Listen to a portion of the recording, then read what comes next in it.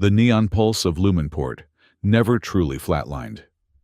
Even at 3 in the morning, the crescent-shaped bay shimmered with the electric bile of 1,000 holographic advertisements reflecting off the oily water. The city was a sprawling vertical organism of chrome and permacrete clinging to the edge of the continent, like a barnacle that refused to be scraped off. High above the street level, the maglev trains hissed through transparent tubes, carrying the third-shift workers to their stations in the orbital docks. Every few seconds, a massive cargo hauler would punch a hole through the low-hanging smog clouds, its thrusters burning a momentary orange scar into the perpetual twilight of the skyline. Down in the docks district, where the air tasted of ozone and fermented algae, the prevailing philosophy of the era was plastered on every available surface. Efficiency is survival blinked a towering billboard featuring a smiling, four-armed bureaucrat. Do not waste time. Do not waste emotion. Optimize your existence. It was a mantra that Minnie knew by heart. It was written in her bones, or at least that was what the elders of her pack had tried to carve into them. Minnie wiped down the mahogany counter of the Howling Moon with a rag that smelled faintly of lemon and antiseptic. She moved with a fluid, predatory grace that betrayed her biology. She was a star wolf, a species evolved for high-gravity persistence hunting, which meant she stood nearly 7 feet tall, covered in a sleek coat of silver-gray fur that rippled over lean muscle.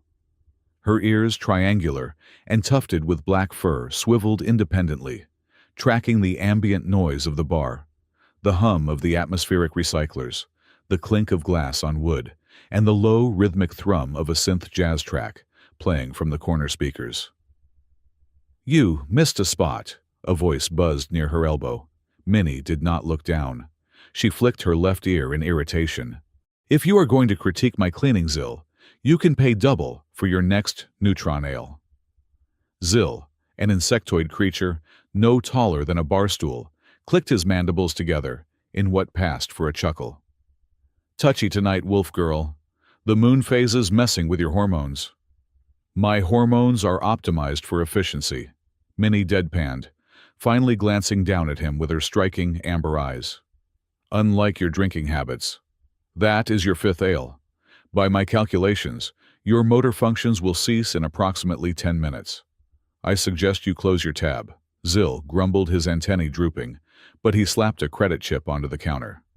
Minnie processed it instantly. She did not hate her customers, but she found them exhaustingly messy. They leaked. They spilled. They emoted all over her clean surfaces. The Howling Moon was an anomaly in Lumenport, an old-world-style tavern with actual wooden furniture and stained glass windows that depicted ancient maritime myths. It was inefficient. It was sentimental. And for reasons Minnie could not quite quantify to her pack matriarch, she had stayed here for 5 years. "Leon," she barked, her voice carrying easily over the din of the remaining patrons. "Table 4 needs a wipe down. And for the love of the stars, do not use the rag for the floor on the table again." From the shadows near the kitchen, swing doors, a young human male stumbled out. Leon. He had been hired 2 weeks ago, and Minnie was still debating whether his employment was a charitable act or a lapse in judgment by the owner.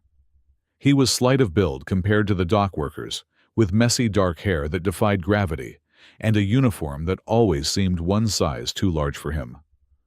"Right. Got it, Minnie. Floor rag for floor, table rag for table. Separation of duties. Optimal hygiene." Leon gave her a lopsided grin that was entirely too bright for this time of night. He grabbed a fresh cloth and hurried toward table 4, nearly tripping over his own feet in the process. Minnie watched him with narrowed eyes. Humans were a chaotic variable.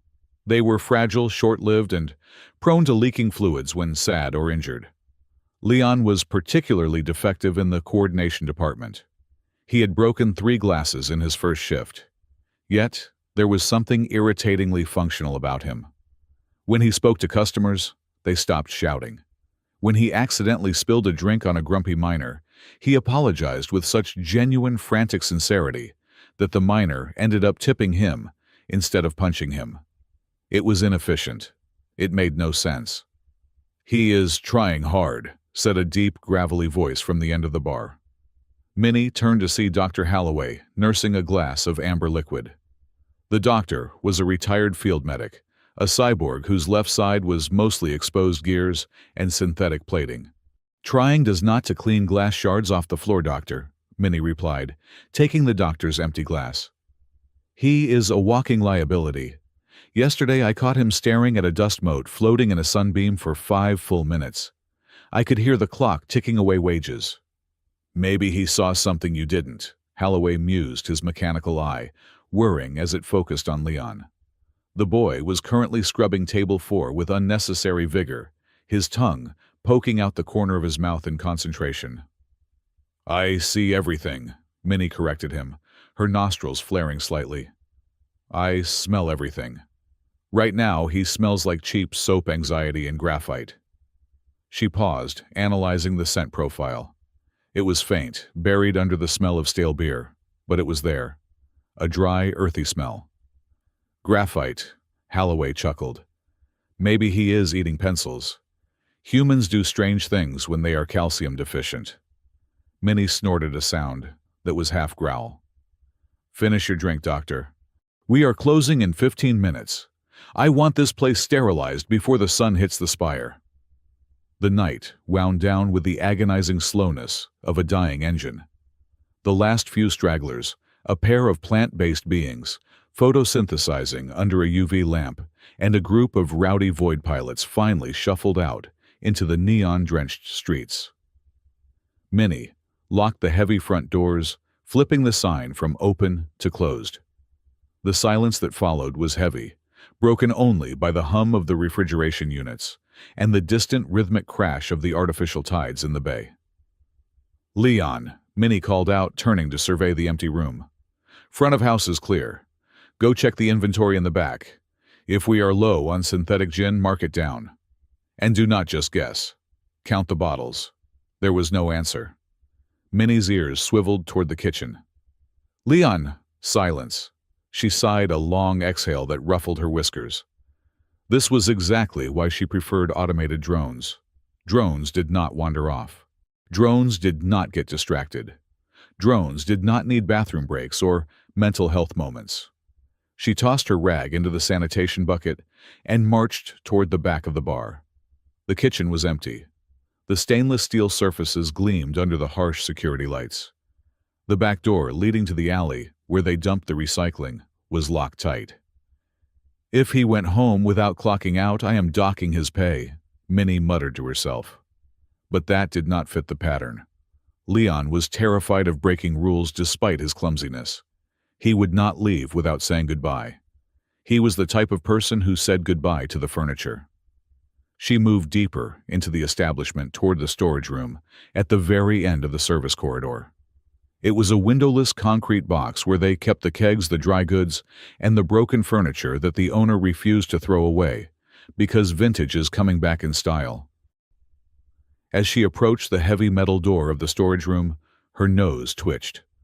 The smell of the bar was usually a consistent palette stale alcohol cleaning chemicals, damp wood, and the lingering biological musk of a dozen different species. But here, right in front of the door, the air tasted different. It smelled of warmth. Not physical heat, but the olfactory equivalent of a soft blanket. It smelled like nostalgia, like the dust of a library in a dry summer, like the feeling of waking up and realizing you have 1 more hour to sleep. It was a scent profile that made the fur along Minnie's spine lie flat, relaxing muscles she did not know were tense. It was wrong. It was inefficient. Emotions belonged in the brain chemical reactions to stimuli. They should not have a smell that permeated a hallway.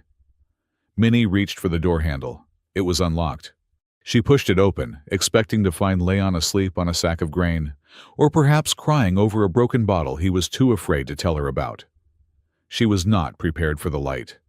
The storage room should have been dark, lit only by a single flickering strip on the ceiling.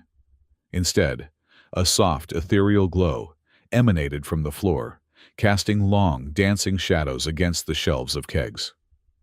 Minnie stepped inside her padded feet, making no sound on the concrete. Leon was there. He was sitting cross-legged on the floor, his back to the door. He had cleared a small space between a stack of crate pallets and the recycling bin. Surrounding him was a chaotic halo of debris, cardboard coasters, bottle caps, twisted bits of copper wire from broken appliances, shards of colored glass, and scraps of foil wrappers. It looked like a trash heap. But as Minnie's eyes adjusted, the trash resolved into something else.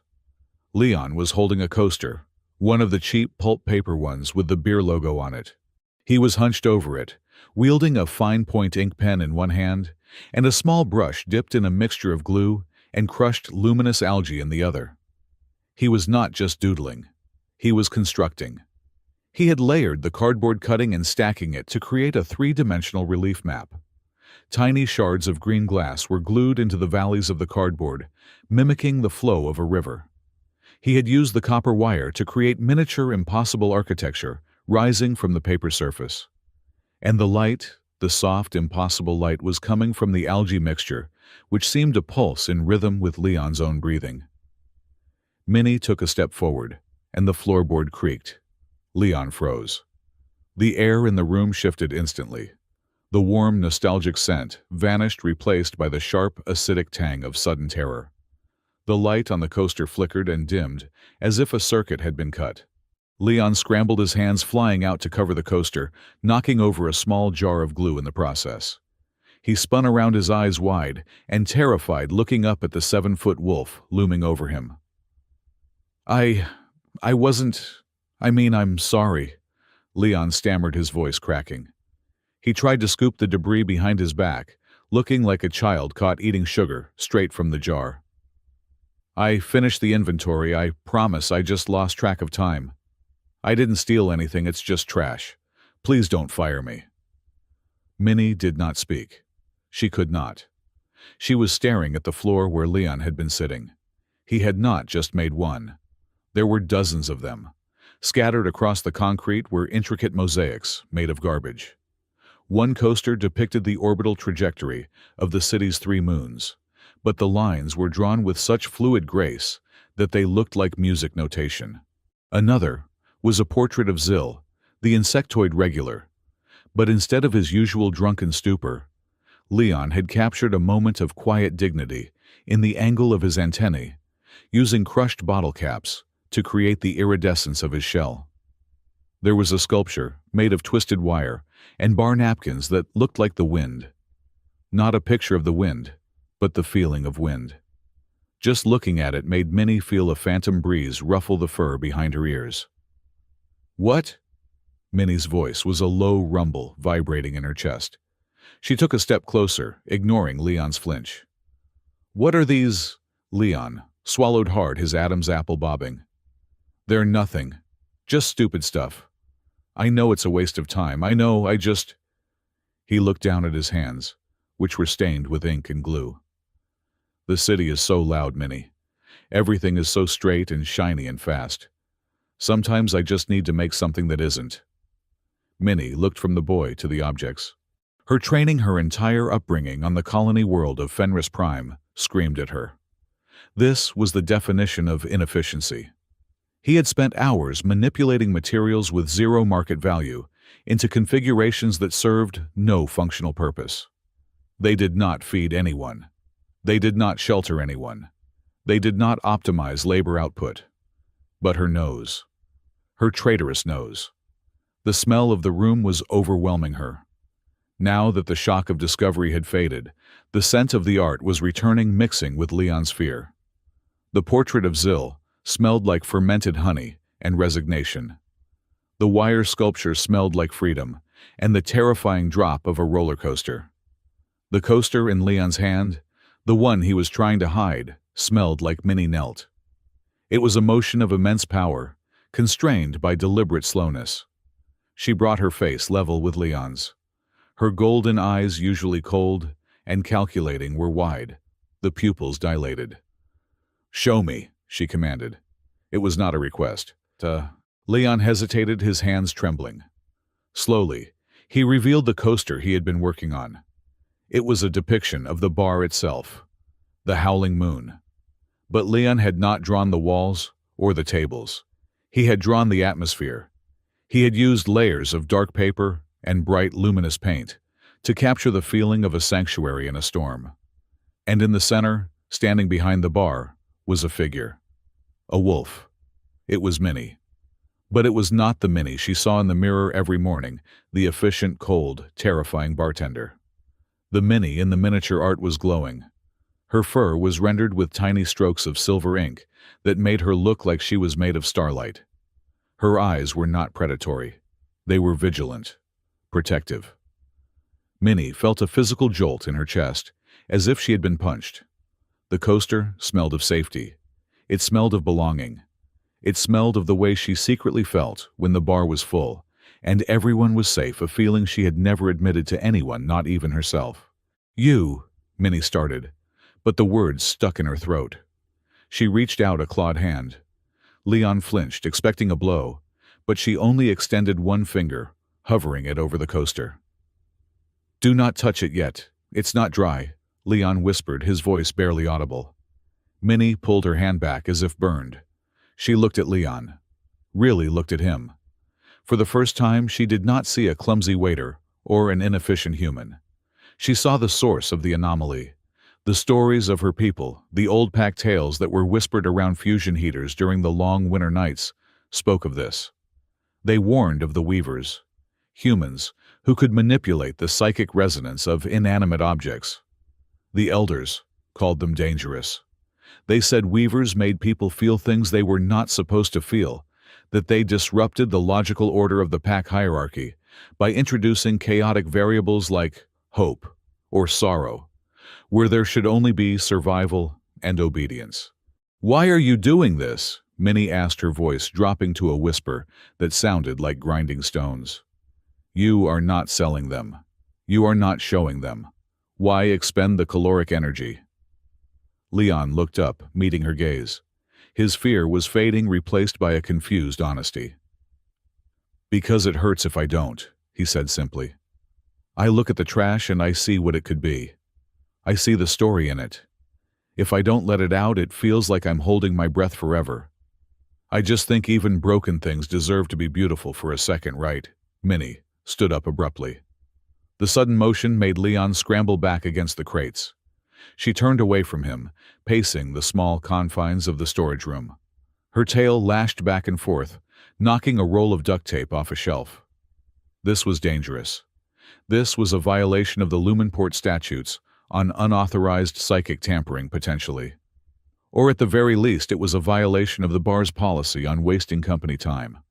But the smell, that scent of safety radiating from the tiny image of herself. It was intoxicating. It made the knot of tension that lived permanently between her shoulder blades loosen. She looked back at Leon.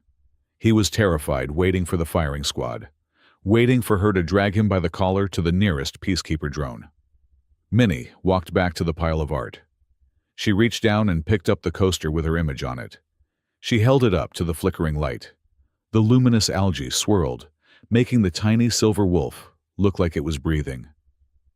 "You used the top-shelf sealing resin for this," Minnie said, her voice flat. Leon winced. "Yes, just a drop. I'll pay for it. Deduct it from my tips." "It costs 50 credits a bottle," Minnie stated. "You used approximately 3 credits worth." "I'm sorry," Leon whispered. Minnie stared at the art for a long moment. Then she carefully, almost reverently, placed it back on the floor. She looked at Leon, her golden eyes burning with an intensity that made him shrink. "Pack everything up," she said. Leon's shoulders slumped. "I understand. I'll throw it all in the incinerator. I'll clean the floor. I'll be gone by—" "No," Minnie interrupted, her voice sharp. She leaned down, her face inches from his. He could smell the ozone on her fur and the sharp mint of her breath. "I said pack it up. Hide it. Do not throw it away." Her ears swiveled toward the door, checking for intruders before she locked eyes with him again. "If anyone else sees this, if the Efficiency Bureau sees this, they will not just fire you, Leon. They will dissect you." Leon blinked, confusion washing over his face. "What? Why, it's just art." It's just useless crafts." "It is not useless," Minnie hissed the fur on her neck, standing up. "It is." She struggled for the word. Dangerous. Intoxicating. Magic. "It is unauthorized optimization of emotional output." She straightened up, smoothing down her apron, regaining her composure. She was the bartender of the Howling Moon. She was efficient. She was in control. "Get up," she commanded. "Put these in a box. Take them to your quarters. Do not bring them out during shift hours.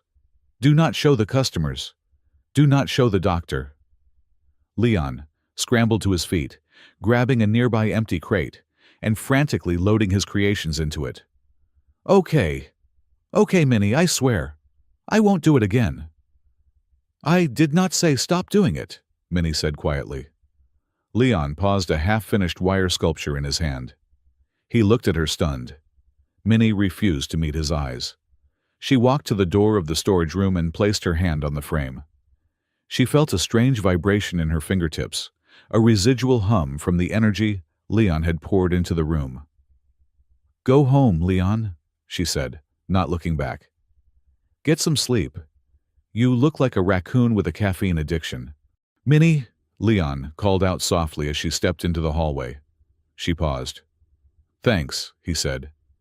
The word carried a scent of gratitude so strong it almost made Minnie sneeze. "Tomorrow," Minnie said, staring into the darkness of the empty bar. "We need to talk about what you are doing, and you are going to explain to me why the picture of me smells like cinnamon and ozone." She slammed the door shut behind her, leaving Leon alone with his glowing trash and the lingering echo of her words.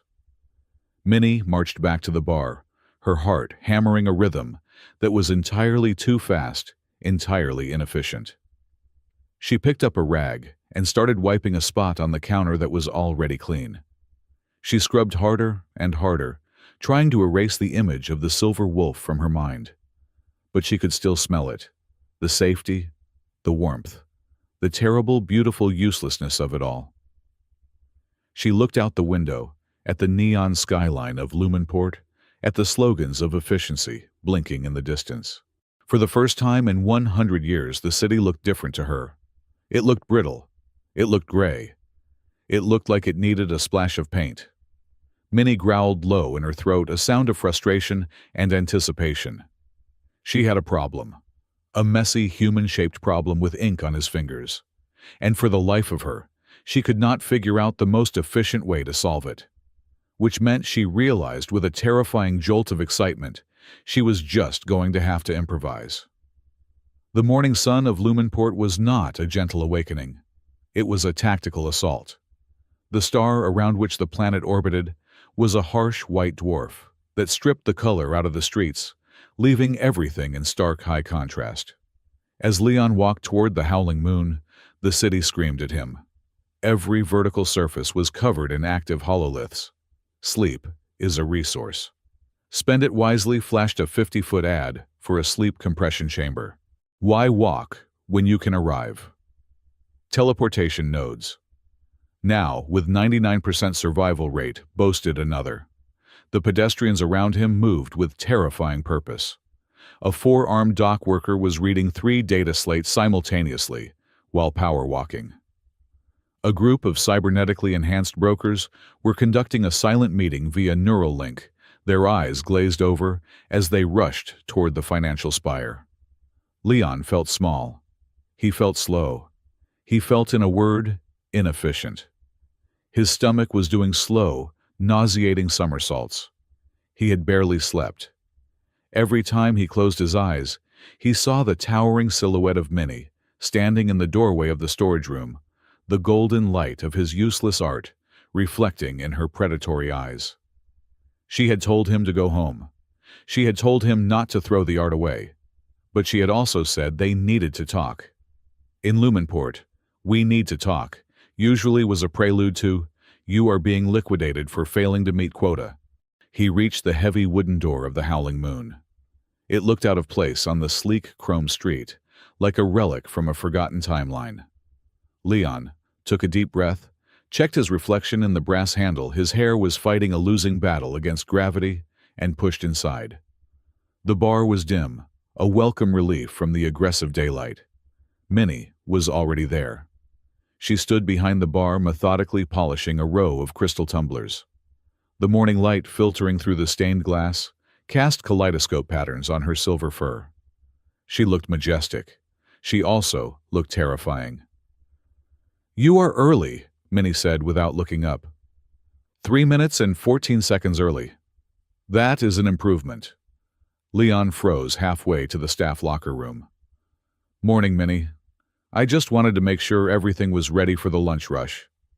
Minnie finally raised her eyes. They were unreadable. She placed the glass down and picked up another. "The inventory count was accurate last night," she said. Her voice was level devoid of the growl that usually accompanied her reprimands. "You even categorized the vintage synthetics by year. Most humans ignore the expiration dates on the blue algae wine." "I like the way the bottles look when they are lined up by color," Leon blurted out, then immediately regretted it. "I mean for efficiency, easier to grab." Minnie's left ear swiveled toward him. "Go change. Today you are not waiting tables. You are behind the bar with me." Leon blinked. "I am, but I break things. You said my hands have a vendetta against gravity." "I am conducting an experiment," Minnie said, turning her back to him to adjust the pressure on the ale taps. "Do not make me repeat myself." The lunch shift was a chaotic blur. The Howling Moon was popular with the midday crowd who wanted to escape the relentless optimization of their workplaces. Leon stood shoulder to shoulder with Minnie, a comical contrast in size and grace. While Minnie moved like liquid mercury, pouring 3 drinks simultaneously with effortless precision, Leon looked like he was defusing a bomb every time he mixed a cocktail. Yet Minnie did not yell. She watched. She watched as a harried transport pilot slammed his hands on the bar, demanding a drink to forget his schedule. Minnie would have simply served him a numbing agent and moved on. Leon, however, paused. He noticed the pilot's trembling hands. He mixed the drink, but he added a garnish, a simple twist of citrus peel cut into the shape of a wing. "Rough thermal currents over the equator today, right?" Leon asked softly as he slid the drink over. The pilot stopped. He looked at the citrus wing. He looked at Leon. The tension in his shoulders dropped 2 inches. "Yeah," the pilot exhaled. "Yeah, nearly lost an engine. Thanks, kid." She watched as a young photosynthetic girl came in wilting and gray. Leon served her a glass of mineral water, but before he gave it to her, he arranged the ice cubes so they clinked in a melodic rhythm, smiling at her, until she smiled back her leaves, turning a shade greener. It was inefficient. The conversation added 40 seconds to the transaction time. The ice arrangement served no nutritional purpose, but the pilot tipped 30%. The plant girl ordered a second glass. During a lull in the afternoon, Minnie wiped her hands on a towel and nudged Leon toward the far end of the bar, away from the few lingering customers. "You are terrible at measuring," she stated flatly. "You poured 5 milliliters too much gin in that last martini." "I'm sorry," Leon said, reaching for a rag to nervously clean a spot that did not exist. "I'll pay for the overage." However, Minnie continued, ignoring his apology. The customer did not complain. In fact, his cortisol levels dropped by 15% after he spoke to you. I could smell it. Leon looked up surprised. "You can smell cortisol." "I can smell everything, Leon. I can smell the rust on the door hinges. I can smell the rain coming 3 days from now. And last night," she paused, her amber eyes locking onto his. "Last night in the storage room, I smelled something I have not smelled since I was a pup." Leon went still. This was it. The firing. "Why?" Minnie asked. It was not an accusation, but a genuine inquiry that seemed to struggle its way out of her throat. "Why do you humans make things that do not do anything? Why spend hours gluing trash together just to look at it?" Leon leaned back against the counter, tracing the grain of the wood with his finger. "It's not about what it does, Minnie. It's about what it says. or what it makes you feel. Feelings are chemical reactions, Minnie countered. They are biological indicators of status threat or mating potential. They are not products to be manufactured. Are they? Leon challenged gently. When you hear a song, do you just hear math frequency and rhythm? Or do you hear sadness or joy? I hear noise, Minnie said, but her ear twitched. A tell. Back on Earth, Leon said, his voice taking on a distant quality. Before I came here, people used to make things all the time. Bad things. Good things. We drew on walls. We carved wood. My grandmother used to knit sweaters for teapots. A teapot doesn't get cold, Minnie. But she did it because it made the tea feel warmer. It made the kitchen feel like home. He looked at her. I think I just want to make things that tell the truth, even if they're made of garbage. Because sometimes the truth is messy, and you can't put it in a spreadsheet. Minnie looked away. She stared at the rows of bottles, her reflection distorted in the glass. On Fenris Prime, she began, her voice low. We are born into a caste. Hunter, builder, caretaker. We are tested at 3 months old. Our path is set. It is efficient. It ensures the pack survives the long winters. She picked up a coaster, flipping it over in her large clawed hands. When I was small before my designation, I found a vein of blue ochre in the back of the nursery cave. I did not know what it was. I just liked the color. It looked like the sky during the midsummer thaw. I spent 3 days grinding it down, mixing it with saliva. I drew a shape on the wall. It was not a map. It was not a warning. It was just a circle, a blue circle that looked like the moon. Leon watched her fascinated. The imposing armored bartender suddenly looked very young. What happened? He asked. The matriarch found me, Minnie said, her tone hardening. She made me scrub it off until my paws bled. She told me that in the time it took to draw a circle, I could have learned to track a snow hare. She said beauty without function is a weakness. It distracts the hunter. It endangers the pack. She crushed the cardboard coaster in her hand without realizing it. I became a very good hunter. I never drew again. That's terrible, Leon whispered. Minnie shrugged, the movement stiff. It was necessary. Fenris is a harsh world.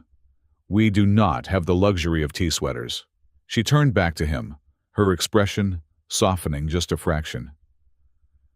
But last night when I saw your useless little trash sculpture, it did not smell like weakness, Leon. It smelled like that blue ochre. It smelled like the only time in my life I did something just for me. The air between them grew thick, charged with a strange magnetic tension. It was not the spark of a romance novel, but the grinding friction of two tectonic plates, logic and emotion shifting against each other. So, Leon said, a small, daring smile playing on his lips. You're saying my trash is better than your hunting, Minnie snorted, flicking him on the forehead with a finger. It felt like being hit by a small hammer. Do not push your luck, human. My hunting put meat on the table. Your trash just makes me want to sneeze. But you kept it, Leon pointed out. You didn't incinerate it. I am waiting for the market value of recycled cardboard to go up, Minnie lied smoothly. Now get back to work. Table 6 needs cleaning, and if you use the floor rag, I will bite you. The truce held for 3 days. It was a fragile thing built on shared glances, and the unspoken agreement that Leon's hobby was a secret they were both keeping from the universe. Then came the announcement. The owner of the Howling Moon, a nervous, gelatinous entity named Mr. Gloop, floated into the bar one afternoon, vibrating with anxiety. Big news, huge news, optimal news. Mr. Gloop bubbled his translation collar, screeching slightly. The City Council has announced Balance Night, a celebration of productivity and civic harmony. Every establishment must participate.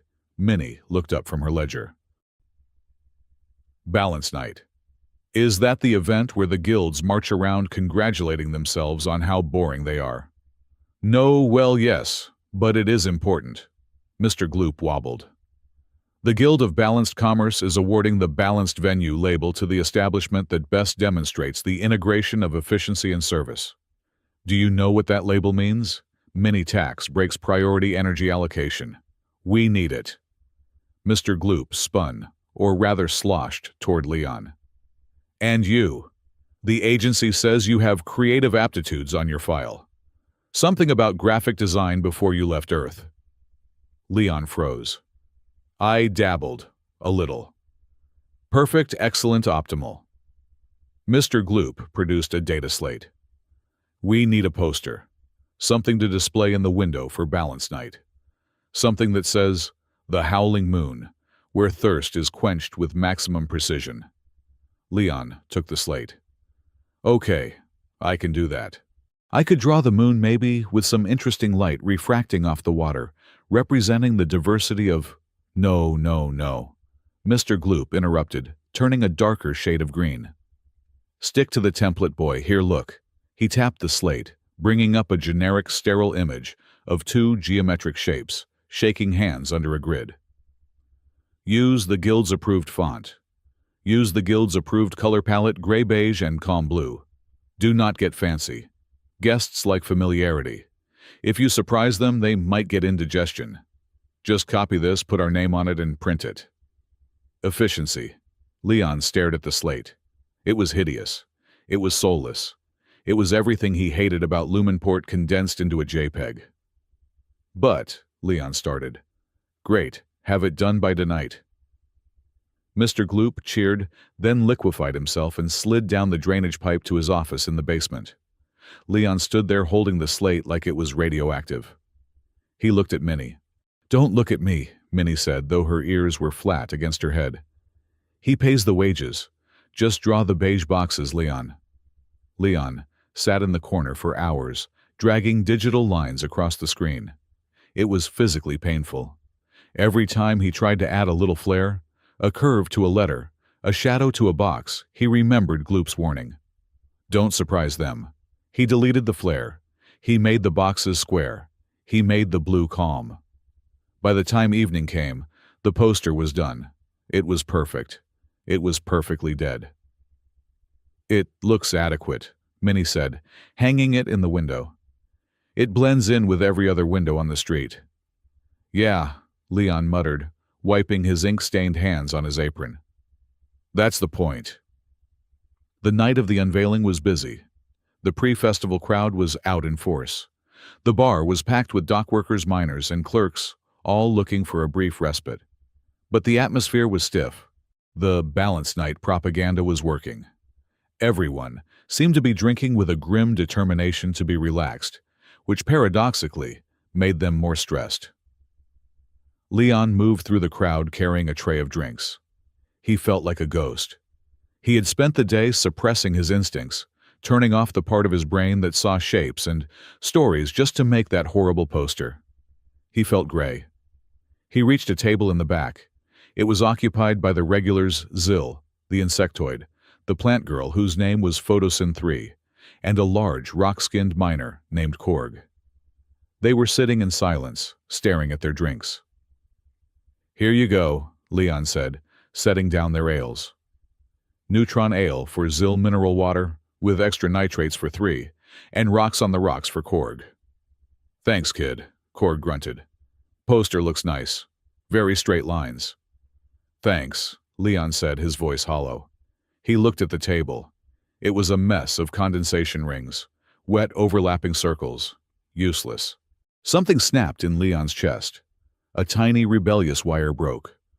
Wait, Leon said. He reached into his apron pocket. Against Minnie's orders, against his own promise, he had brought them. He had slipped 3 of his hand-drawn coasters into his pocket before his shift. He didn't know why. Maybe just to feel the texture of the paper against his hip.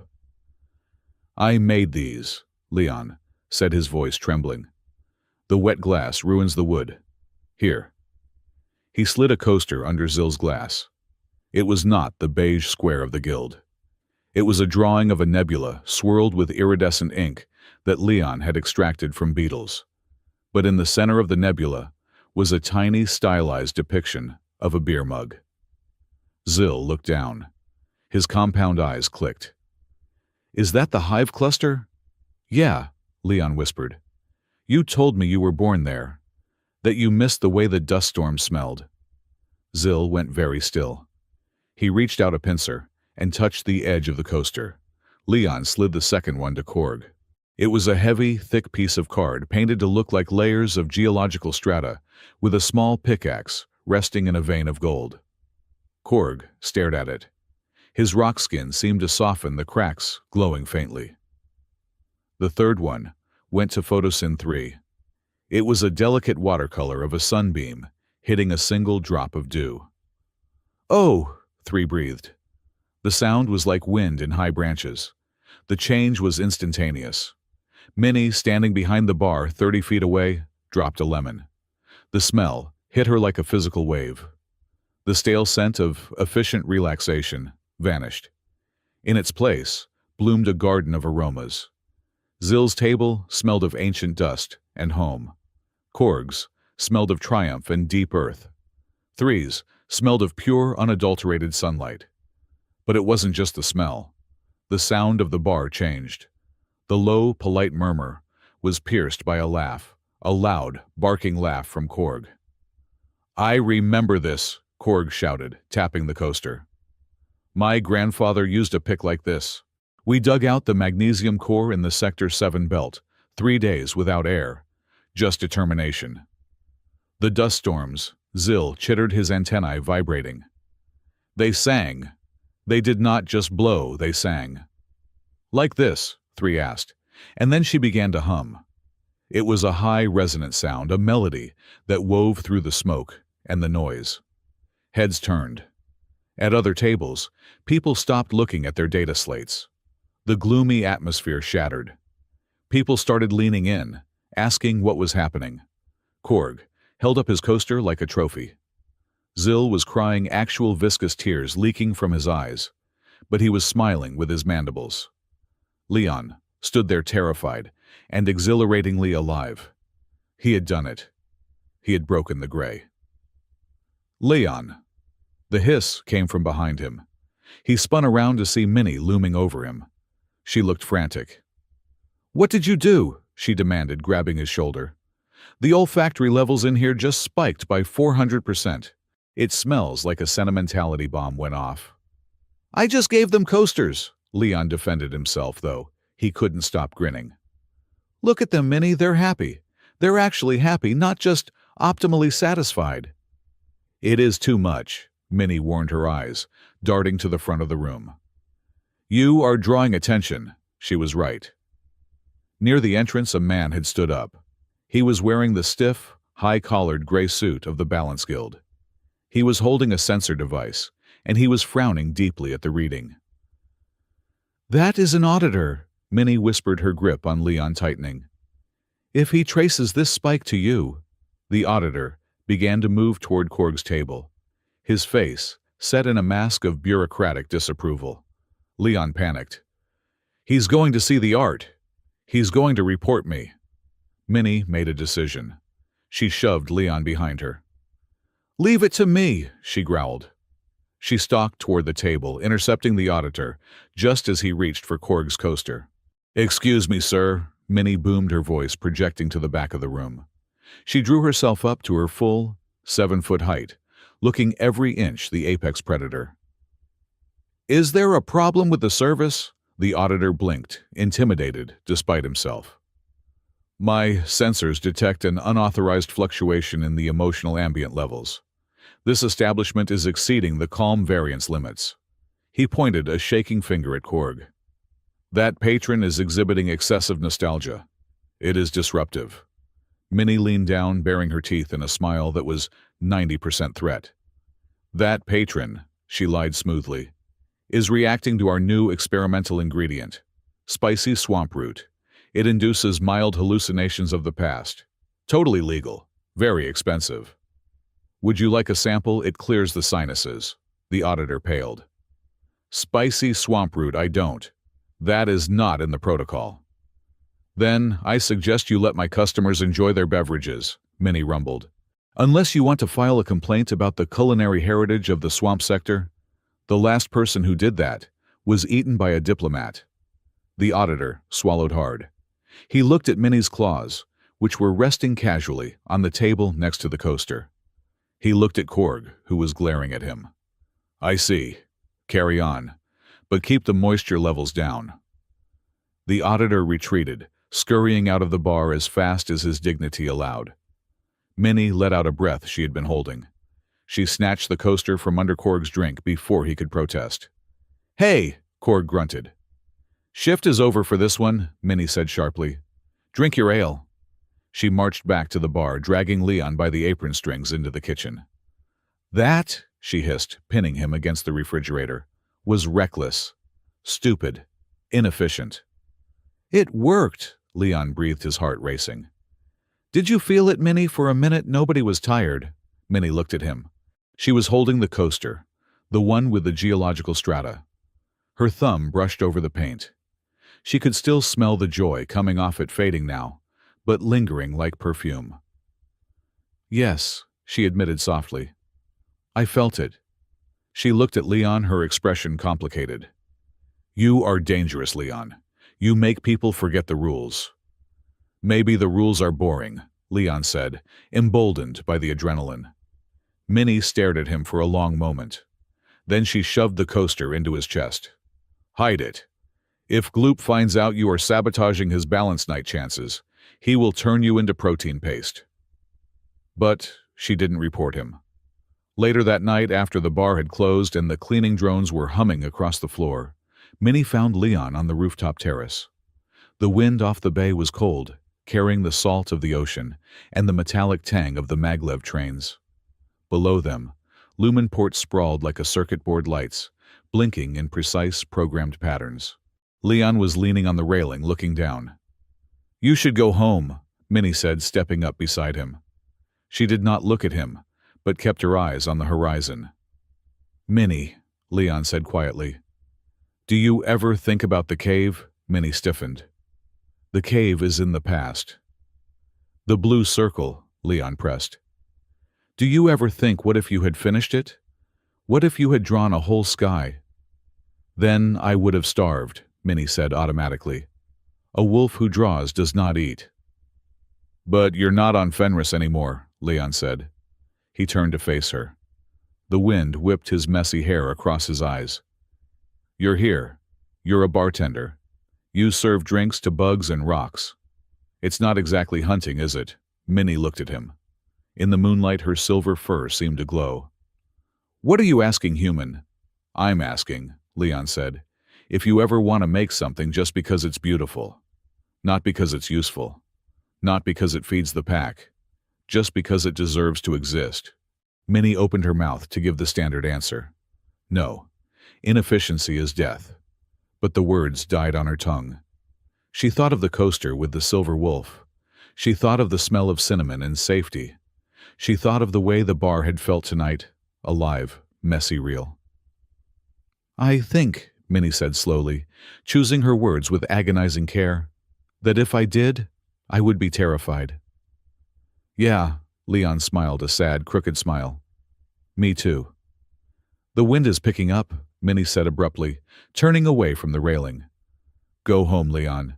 Tomorrow is balance night. The real one. If you pull a stunt like that when the guildmasters are here. I won't, Leon lied. Good, Minnie lied back. She walked to the door of the stairwell, then paused. Leon. Yeah, the nebula, she said, not looking back. On the bug's coaster, you got the color wrong. The hive cluster is more purple. She disappeared down the stairs. Leon stood alone on the roof, looking at the city that wanted him to be a machine. He touched the pocket where his pens were hidden. He knew he should stop. He knew it was dangerous. But he also knew that purple was a very easy color to mix. And down in the darkness of the stairwell, Minnie leaned against the wall, listening to the beat of two hearts, hers and the human's on the roof. She lifted her hand and looked at her claws. For a fleeting second, she didn't see weapons. She saw tools, tools that could perhaps hold a brush. The thought terrified her more than any monster on Fenris Prime. Balance night was coming. And Minnie had a sinking feeling that the scales were about to break. Balance night descended upon Lumenport like a heavy beige blanket. The city council had promised a celebration of equilibrium, a night where the chaotic energies of the port city would be smoothed out into a predictable, productive hum. To ensure this, the Guild of Balanced Commerce had issued strict decoration guidelines. The Howling Moon had been sterilized. Gone were the flickering, warm-hued lanterns that usually hung from the rafters, replaced by standard-issue, calm white lighting strips that eliminated all shadows and made everyone's skin look slightly gray. The smell of old wood and spices had been scrubbed away, overpowered by an aerosol spray called Neutral Breeze, which smelled of absolutely nothing. And then there were the posters. Leon stood by the service station, adjusting his collar, which felt too tight. He stared at the window. There, taped to the glass, was his creation. The beige square, the calm blue font, the generic handshake. It was the visual equivalent of lukewarm water. Nutritional intake is the key to longevity, read a placard on the bar. Conversation is an exchange of data. Keep it concise. I hate it, Minnie said. She was standing next to him, her silver fur looking dull under the harsh lights. She had been forced to remove her usual leather apron, replacing it with the guild-mandated uniform, a stiff, synthetic tunic, in a color that could only be described as administrative slate. It is efficient, Leon said, parroting the line Mr. Gloop had fed him earlier. It minimizes visual distraction. It minimizes my will to live, Minnie growled softly. She picked up a glass, checked it for spots, and set it down. The acoustic dampeners they installed in the ceiling are absorbing 70% of the ambient noise. It is too quiet. I can hear the refrigeration unit humming in the basement. I can hear your heart beating, Leon. It is going 110 beats per minute. That is a waste of metabolic energy. I'm nervous, Leon admitted, wiping his palms on his trousers. You should be, Minnie said, her ears swiveling toward the door. He is here. The entrance of the bar slid open, and a hush fell over the room that had nothing to do with the acoustic dampeners. Corin had arrived. He was a human man of indeterminate middle age, dressed in the high-collared, pristine robes of a senior adjudicator for the Balance Guild. He did not walk. He glided, his movements economical and precise. He held a sensory slate in one hand, his eyes scanning the data stream with the intensity of a bomb disposal technician. Corin was a legend in Lumenport, but not the kind you told stories about over a beer. He was the man who had shut down the Fire Dancer Festival 3 years ago because the fluctuating heat levels were deemed inefficient for the local climate control systems. He believed that emotion left unchecked was entropy. He believed that art was only useful if it could be put on a spreadsheet. He stopped in the center of the room, turning slowly. He looked at the beige posters. He looked at the nutritional placards. He nodded once. A single, sharp motion. Acceptable, Corin said. His voice was not loud, but it carried. The visual variance is within the 0.5% tolerance range. He walked toward the bar. Minnie straightened her spine, towering over him, but Corin did not seem intimidated. He looked at her with the clinical detachment of a mechanic inspecting a piston. Bartender, Corin said.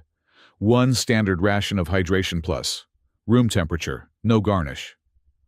Coming right up, Minnie said. Her voice was flat. She poured the water. She did not slam the glass down. She placed it with perfect soulless precision on a generic absorbent square of white paper. Corin took a sip. Adequate. He turned his back to the bar, surveying the room. The customers were filtering in now. Dock workers, miners, clerks. They sat at the tables looking uncomfortable. They spoke in hushed tones. They drank their beverages quickly, eyes darting to the nutritional charts. It was a room full of people trying desperately to look like they were having a moderate amount of fun. Leon moved among the tables, clutching his tray. He felt like a ghost. Evening, sir, Leon said to a rock-skinned miner. Would you like to initiate a transaction for a beverage? The miner looked at him with sad, craggy eyes. "Just a beer, kid. And never mind."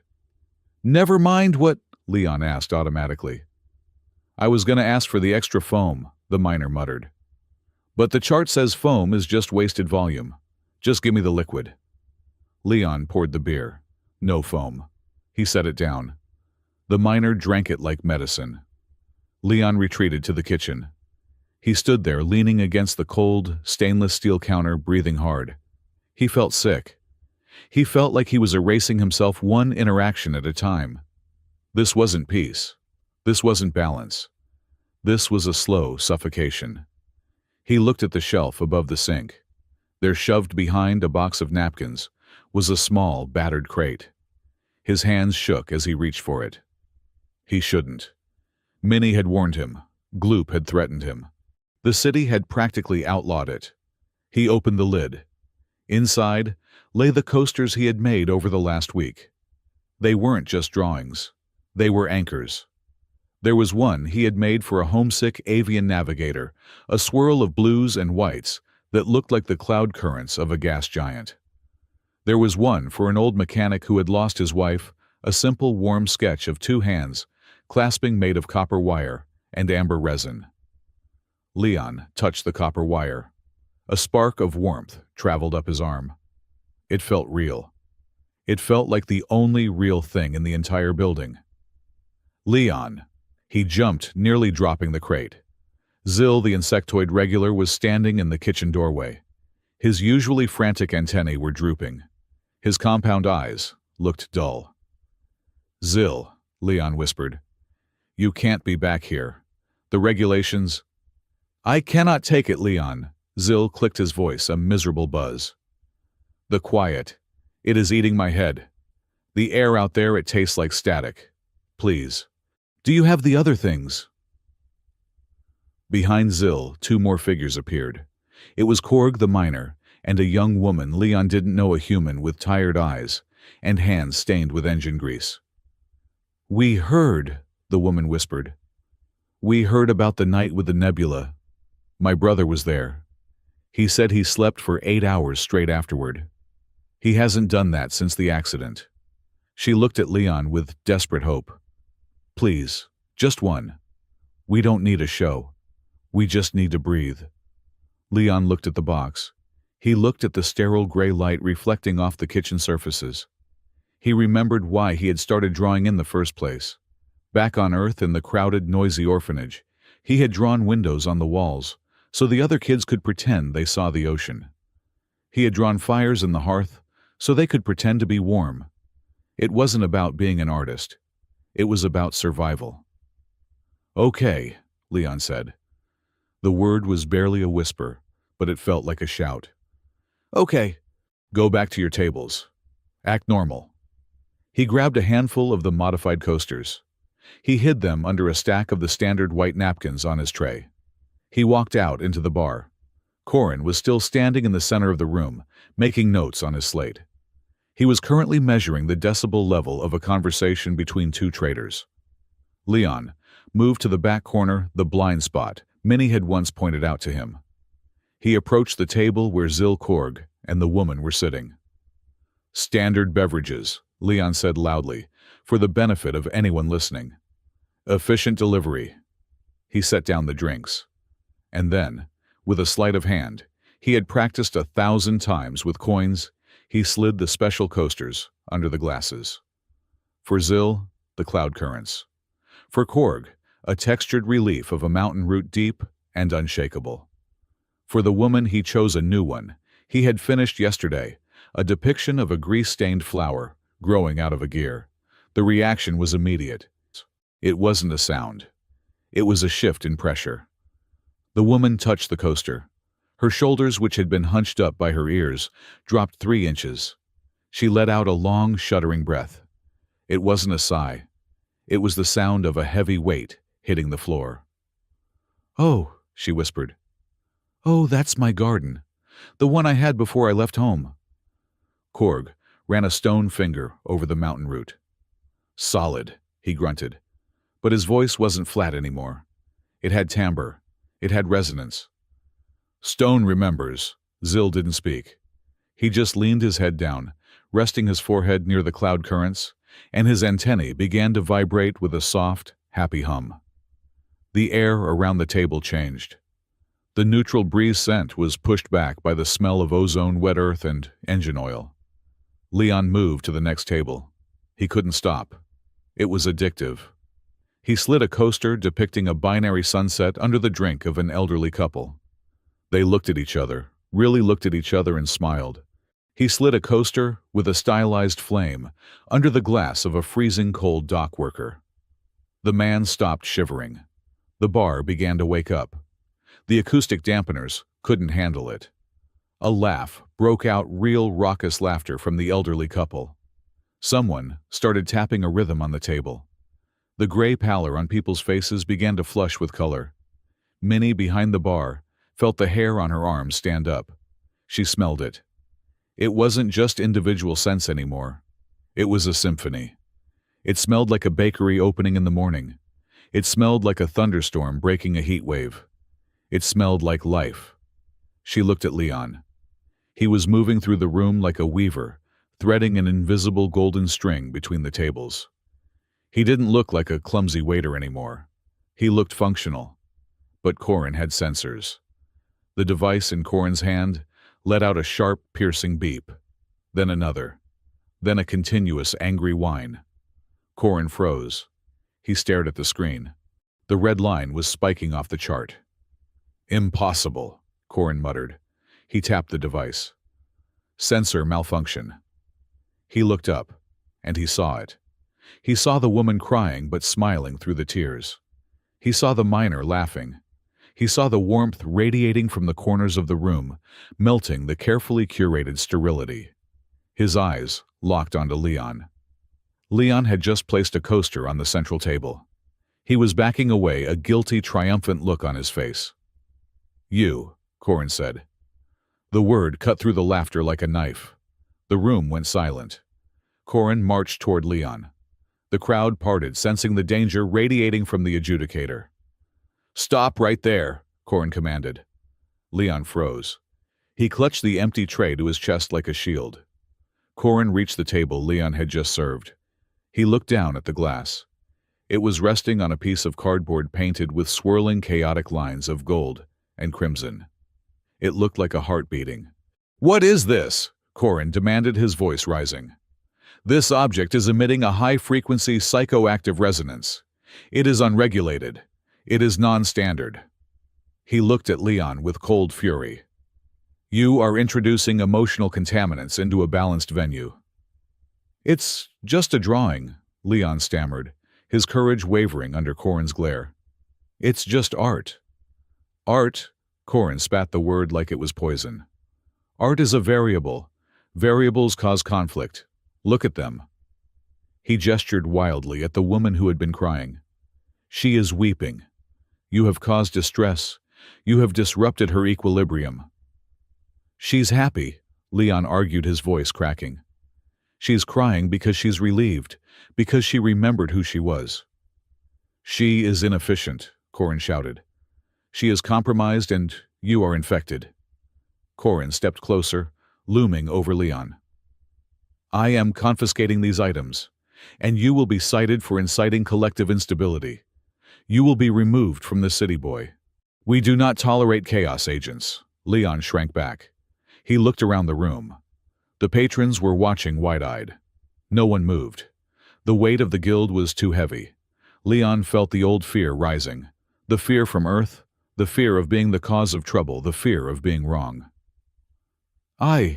Leon started, ready to apologize, ready to beg. Thud. A heavy glass landed on the bar, with enough force to crack the wood. "That is enough," Minnie vaulted over the bar. It wasn't a human jump. It was a predatory leap, effortless and terrifying. She landed between Leon and Corin, her boots hitting the floor with a heavy final sound. She drew herself up to her full height, 7 feet of silver fur and muscle, casting a shadow that swallowed Corin whole. "Step back, adjudicator," Minnie rumbled. Her voice was low, vibrating in the chests of everyone in the room. Corin blinked, taking a half step back instinctively. Bartender. This employee is violating the I know, Minnie interrupted. I told him to do it. Leon looked up at her shocked. Minnie. Minnie didn't look at Leon. She kept her amber eyes locked on Corin. You talk about chaos, Corin. You talk about instability. She gestured around the room. Look at my customers. Corin looked. Is anyone fighting? Minnie asked sharply. Is anyone breaking glass? Is anyone rioting? They are emotional, Corin stammered. They are talking, Minnie corrected him. They are connecting. For the first time in 10 years, the miner and the pilot are sharing a table. The insectoid is not drinking himself into a coma. If this is a riot adjudicator, then it is the most orderly riot I have ever seen. It is artificial, Corin argued, regaining his composure. It is induced by these objects. It is a trick. It is unsafe. Safety isn't feeling nothing, Minnie snapped. Safety is feeling something and knowing you're not alone in it. She took a step toward Corin, her ears flattened. Leon isn't an infection. He is the only thing in this room that is actually working. Corin's face turned red. He was losing control. The logic was failing him. The data was failing him. He felt the hum of the room, the warmth, the defiance, and it terrified him. It reminded him of the Fire Dancer Festival. It reminded him of the panic. No, Corin whispered. No, I will not let this happen again. He lunged past Minnie. He didn't go for Leon. He went for the source. He grabbed the coaster on the table, the one with the beating heart design. Corin, don't! Leon screamed. Corin's hand clamped down on the art. I am neutralizing this. He didn't just touch it. He tried to crush it. He tried to impose his will, his need for control, his fear, onto the delicate psychic structure Leon had built.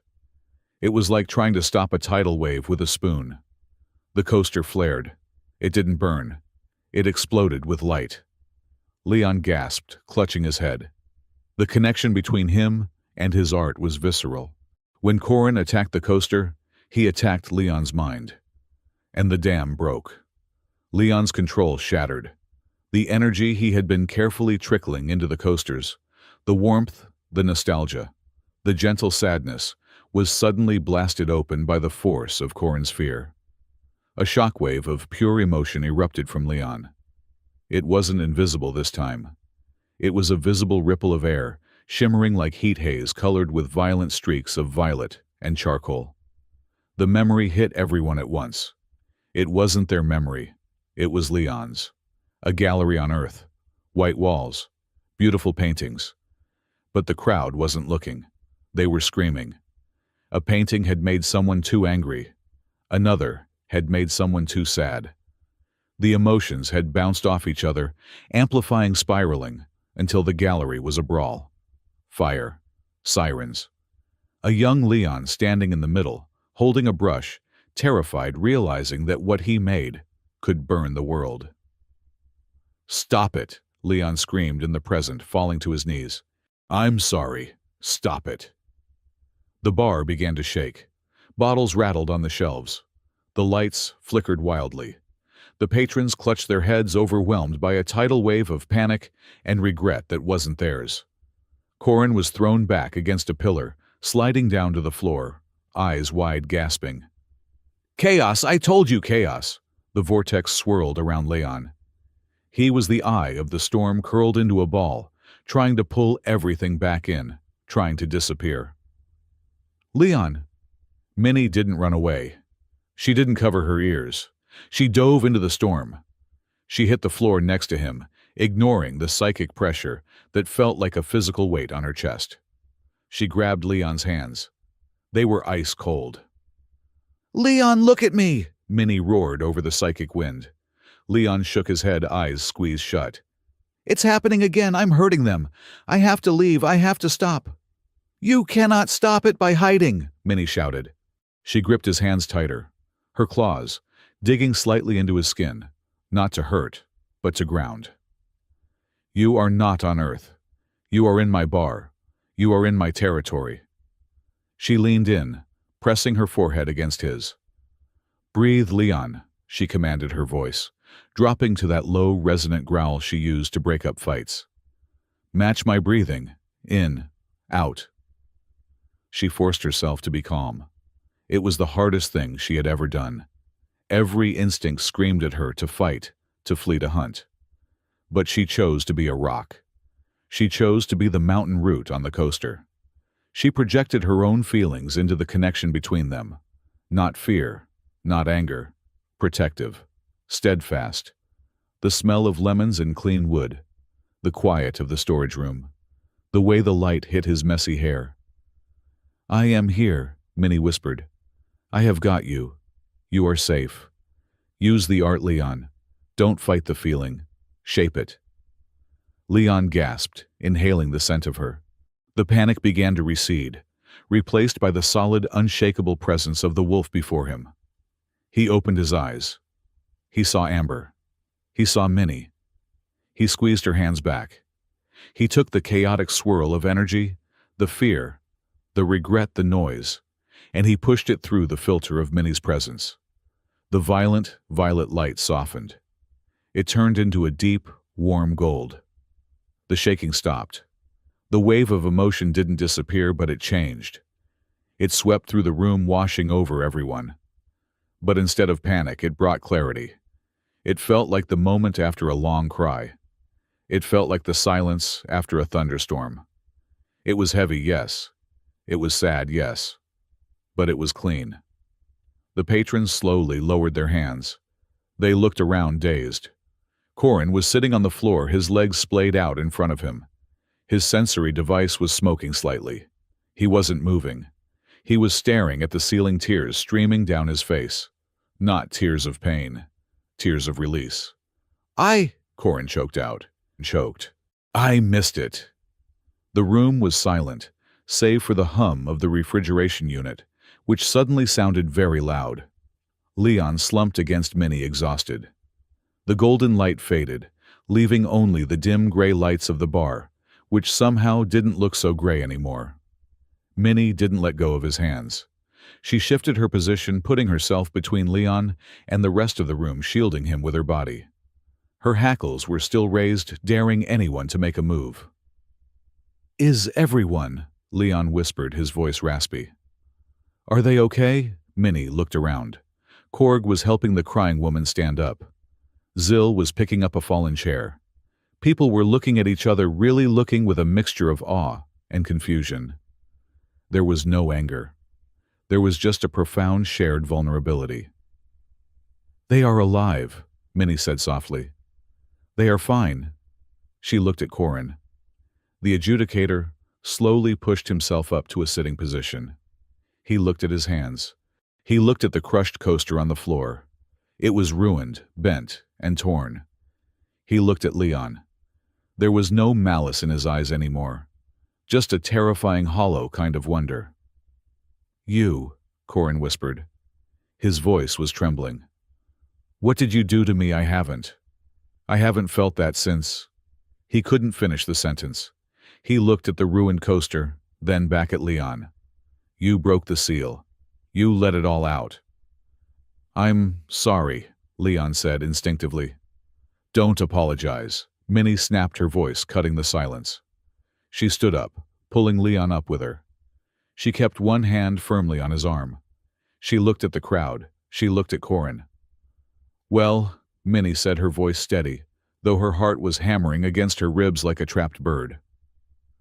"The review for the Balanced Venue label is concluded." She reached out and ripped the beige poster off the window. The sound of tearing paper was incredibly loud. She crumpled it up and tossed it onto the bar. "I think we failed," she said. No one spoke. The air was thick with the question of what would happen next. Corin was an adjudicator. He had the power to close them down. He had the power to arrest Leon. Corin stood up shakily. He smoothed his robes, but his hands were still trembling. He looked at Minnie. He looked at Leon, who was leaning against the wolf for support. "This," Corin began, his voice weak, "this is a violation of Code 714. Unregulated psychic event. Mass emotional disturbance." "Write the ticket, Corin," Minnie challenged. Corin looked at his slate. It was blank. The sensors had burned out. He looked back at the coaster on the floor. Corin took a deep breath. I need to sit down. He didn't call the guards. He didn't scream. He just walked to the nearest chair and sat down heavily, burying his face in his hands. Minnie looked at Leon. Leon looked at her. What do we do now? Leon whispered. Minnie squeezed his arm. Now, she said, we wait for the echo. The door to the bar opened. It wasn't the police. It wasn't the guild. There were more people. People from the street who had stopped walking. People who had felt the wave of golden warmth spill out onto the pavement.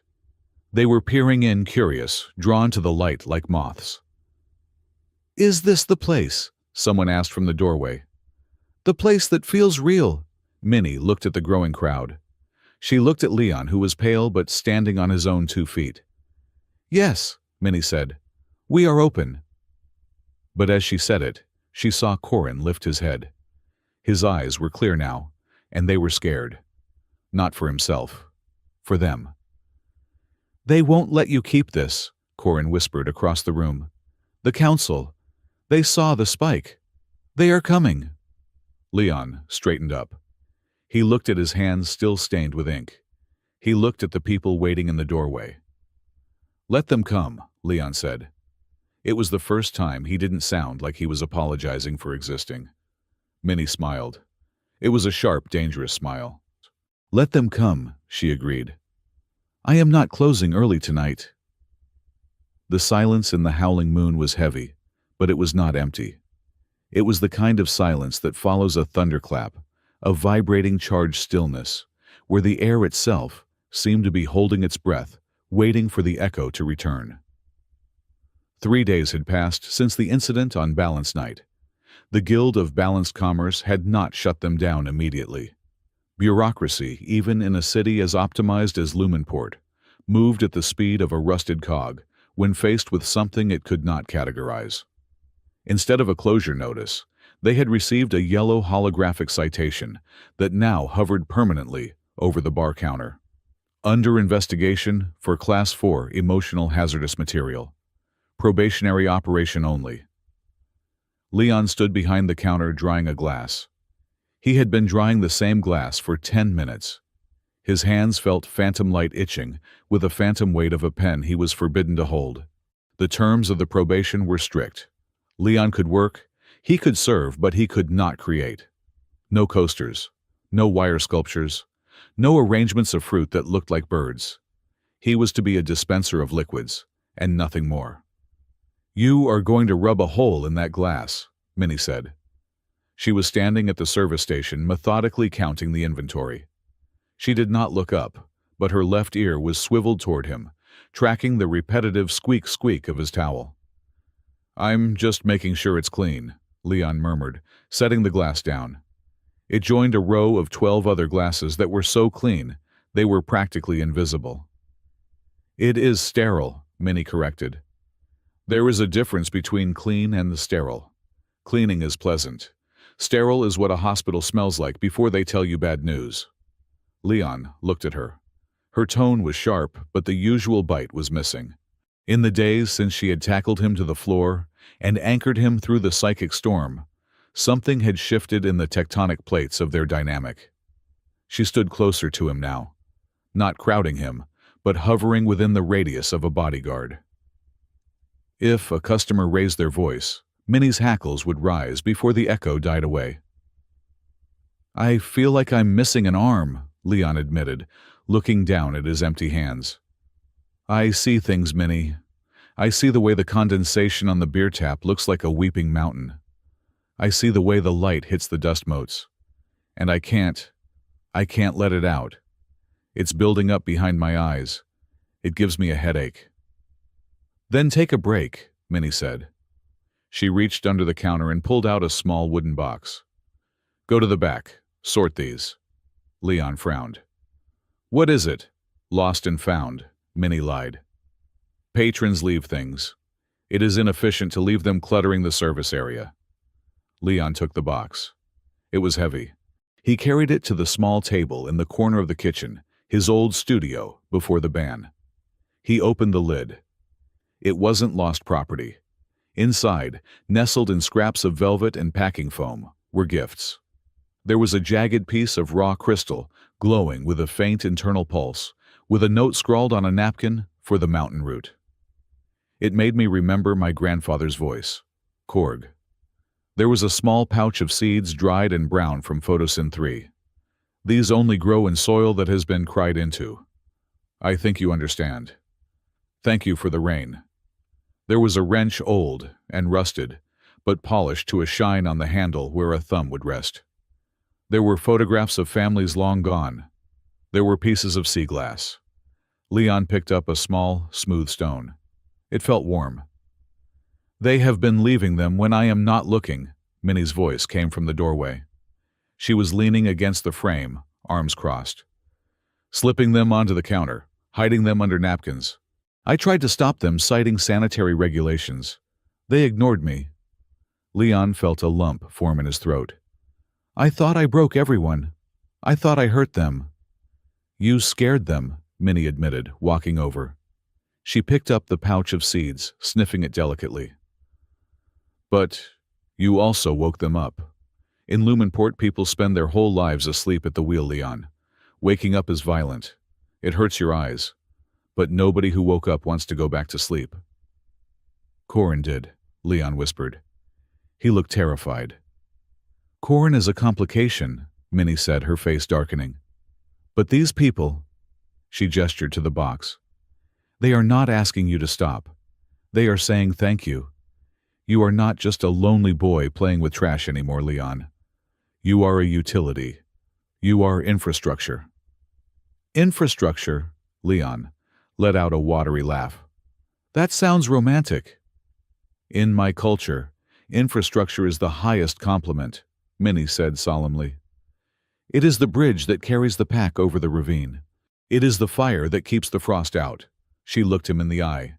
You are essential. The word hung in the air, heavier and more precious than any of the gifts in the box. Later that night, after the last patron had shuffled out into the neon gloom, Minnie did not unlock the door to let Leon leave. Put your coat on, she commanded. Not the work tunic, the heavy one. Where are we going? Leon asked, blinking sleep out of his eyes. It is 2 a.m. The city is loud during the day, Minnie said, locking the cash register. It lies to you. It tells you it is a machine. But at night the machine sleeps and you can see the ghost in the gears. You need to walk. If you do not expend this energy, you will explode, and I do not want to clean up the psychic residue. She led him out, not toward the maglev stations, but down toward the old seawall, where the lights of the commercial district faded into the dark churn of the bay. Lumenport at night was a different creature. Without the holographic ads screaming for attention, the architecture looked skeletal and strange. The wind smelled of salt and rust. They walked in silence for a long time. The only sound was the rhythmic click-clack of Minnie's claws on the pavement and Leon's shuffling steps. I need to teach you something, Minnie said suddenly, stopping by a rusted railing that overlooked the black water. Bartending, Leon asked. Survival, Minnie corrected. She turned to him, the wind ruffling her silver ruff. You have no shielding, Leon. You walk into a room and you open your chest and let everything in. That is why the storm happened on balance night. Corin pushed and you had no door to close. I don't know how to close it, Leon said, shivering slightly in the damp air. I feel everything. I always have. When I see something sad, it sticks to me. You are a filter, Minnie said. But you act like a sponge. A sponge rots if it stays wet. A filter lets the water pass through. She stepped closer. She took his hands. Her palms were rough, calloused, and incredibly warm. Close your eyes, she instructed. Leon did. Listen to the city. What do you hear? I hear the train, Leon said. I hear the water. I hear a drone buzzing somewhere. Go deeper, Minnie murmured. Use the part of you that paints. What does the train sound like? Leon focused. He didn't think about the sound waves. He thought about the feeling. "It sounds tired," Leon whispered. "It sounds like metal grinding on metal because it wants to stop, but it can't." "Good. Now do not hold it. Do not try to fix the train. Do not try to paint a picture of the train to make it feel better. Just acknowledge it. Say, 'I hear you, you are tired,' and then let it go." Leon frowned, concentrating. He visualized the tired metal. He felt the ache of it. Usually, he would try to imagine oil or a soft bed for the train. Instead, he just breathed. "I hear you," he exhaled. The ache faded, carried away by the wind. "I think I did it," Leon said, opening his eyes. "You did," Minnie said. She was smiling, a small, rare thing that softened the sharp angles of her face. "You cannot heal the whole world, Leon. If you try to drink the ocean, you will drown. You have to learn to stand on the shore." They continued walking, moving deeper into the tangle of the docks. They passed an abandoned warehouse, where bioluminescent vines had broken through the concrete, creating a natural glowing mural on the wall. "This is inefficient," Minnie said, pointing at the vines. "The roots are compromising the structural integrity of the wall. It serves no purpose." "It's beautiful," Leon said. "Yes," Minnie agreed softly. "It is."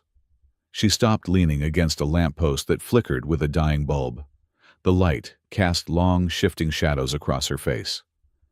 "Leon," she started, and her voice had a weight to it that made Leon stop breathing. "There is something I have not told you, about why I am here, in Lumenport." Leon waited.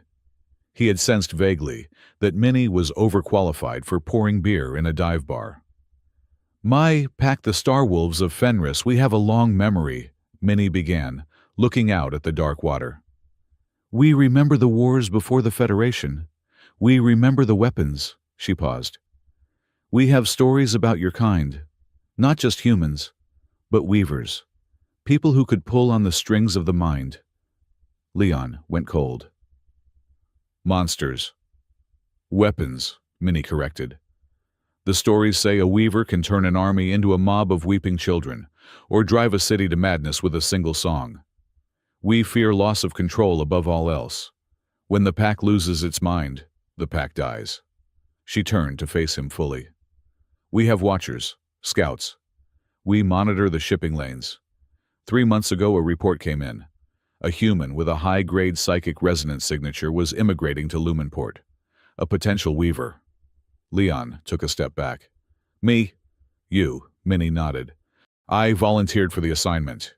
My orders were to infiltrate, observe, and assess the threat level." She hesitated, her ears flattening against her skull. "And if the threat level exceeded the safety parameters, I was to neutralize it." The word hung between them sharp as a knife. Neutralize. It didn't mean fire. It didn't mean arrest. "You were sent to kill me," Leon whispered. "I was sent to stop a catastrophe," Minnie said, her voice hard defensive.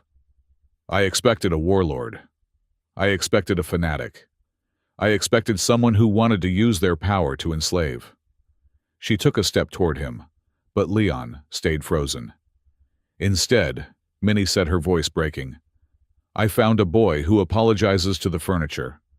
I found a boy who spends his wages on glue to fix things that belong in the trash. I found someone who looked at a city that hates him and tried to give it a present." "You lied to me," Leon said. He felt a sting in his eyes that had nothing to do with the wind. "Every day, when we were working, when you helped me with the inventory, you were just measuring me for a coffin." "At first," Minnie said fiercely. "Yes, it was a job. I am a hunter, Leon. That is what I was made for." She reached out, grabbing the lapels of his coat, pulling him closer. He could have pulled away, but he didn't. "But then I saw the coaster, the wolf, the one you made of me. The one that smelled like safety," Leon whispered. "No," Minnie shook her head, her golden eyes burning. "The one that smelled like me. Not the hunter, not the killer. You saw me. You saw the part of me I thought I had scrubbed away in the nursery cave. And I realized the stories were wrong. You are not a weapon. You are a mirror. You show people what they are afraid to look at." She let go of his coat, stepping back, looking suddenly vulnerable. "I have not sent a report in weeks," she confessed. "My pack is calling. They want to know why I have not neutralized the target. I stopped answering them." Leon looked at her.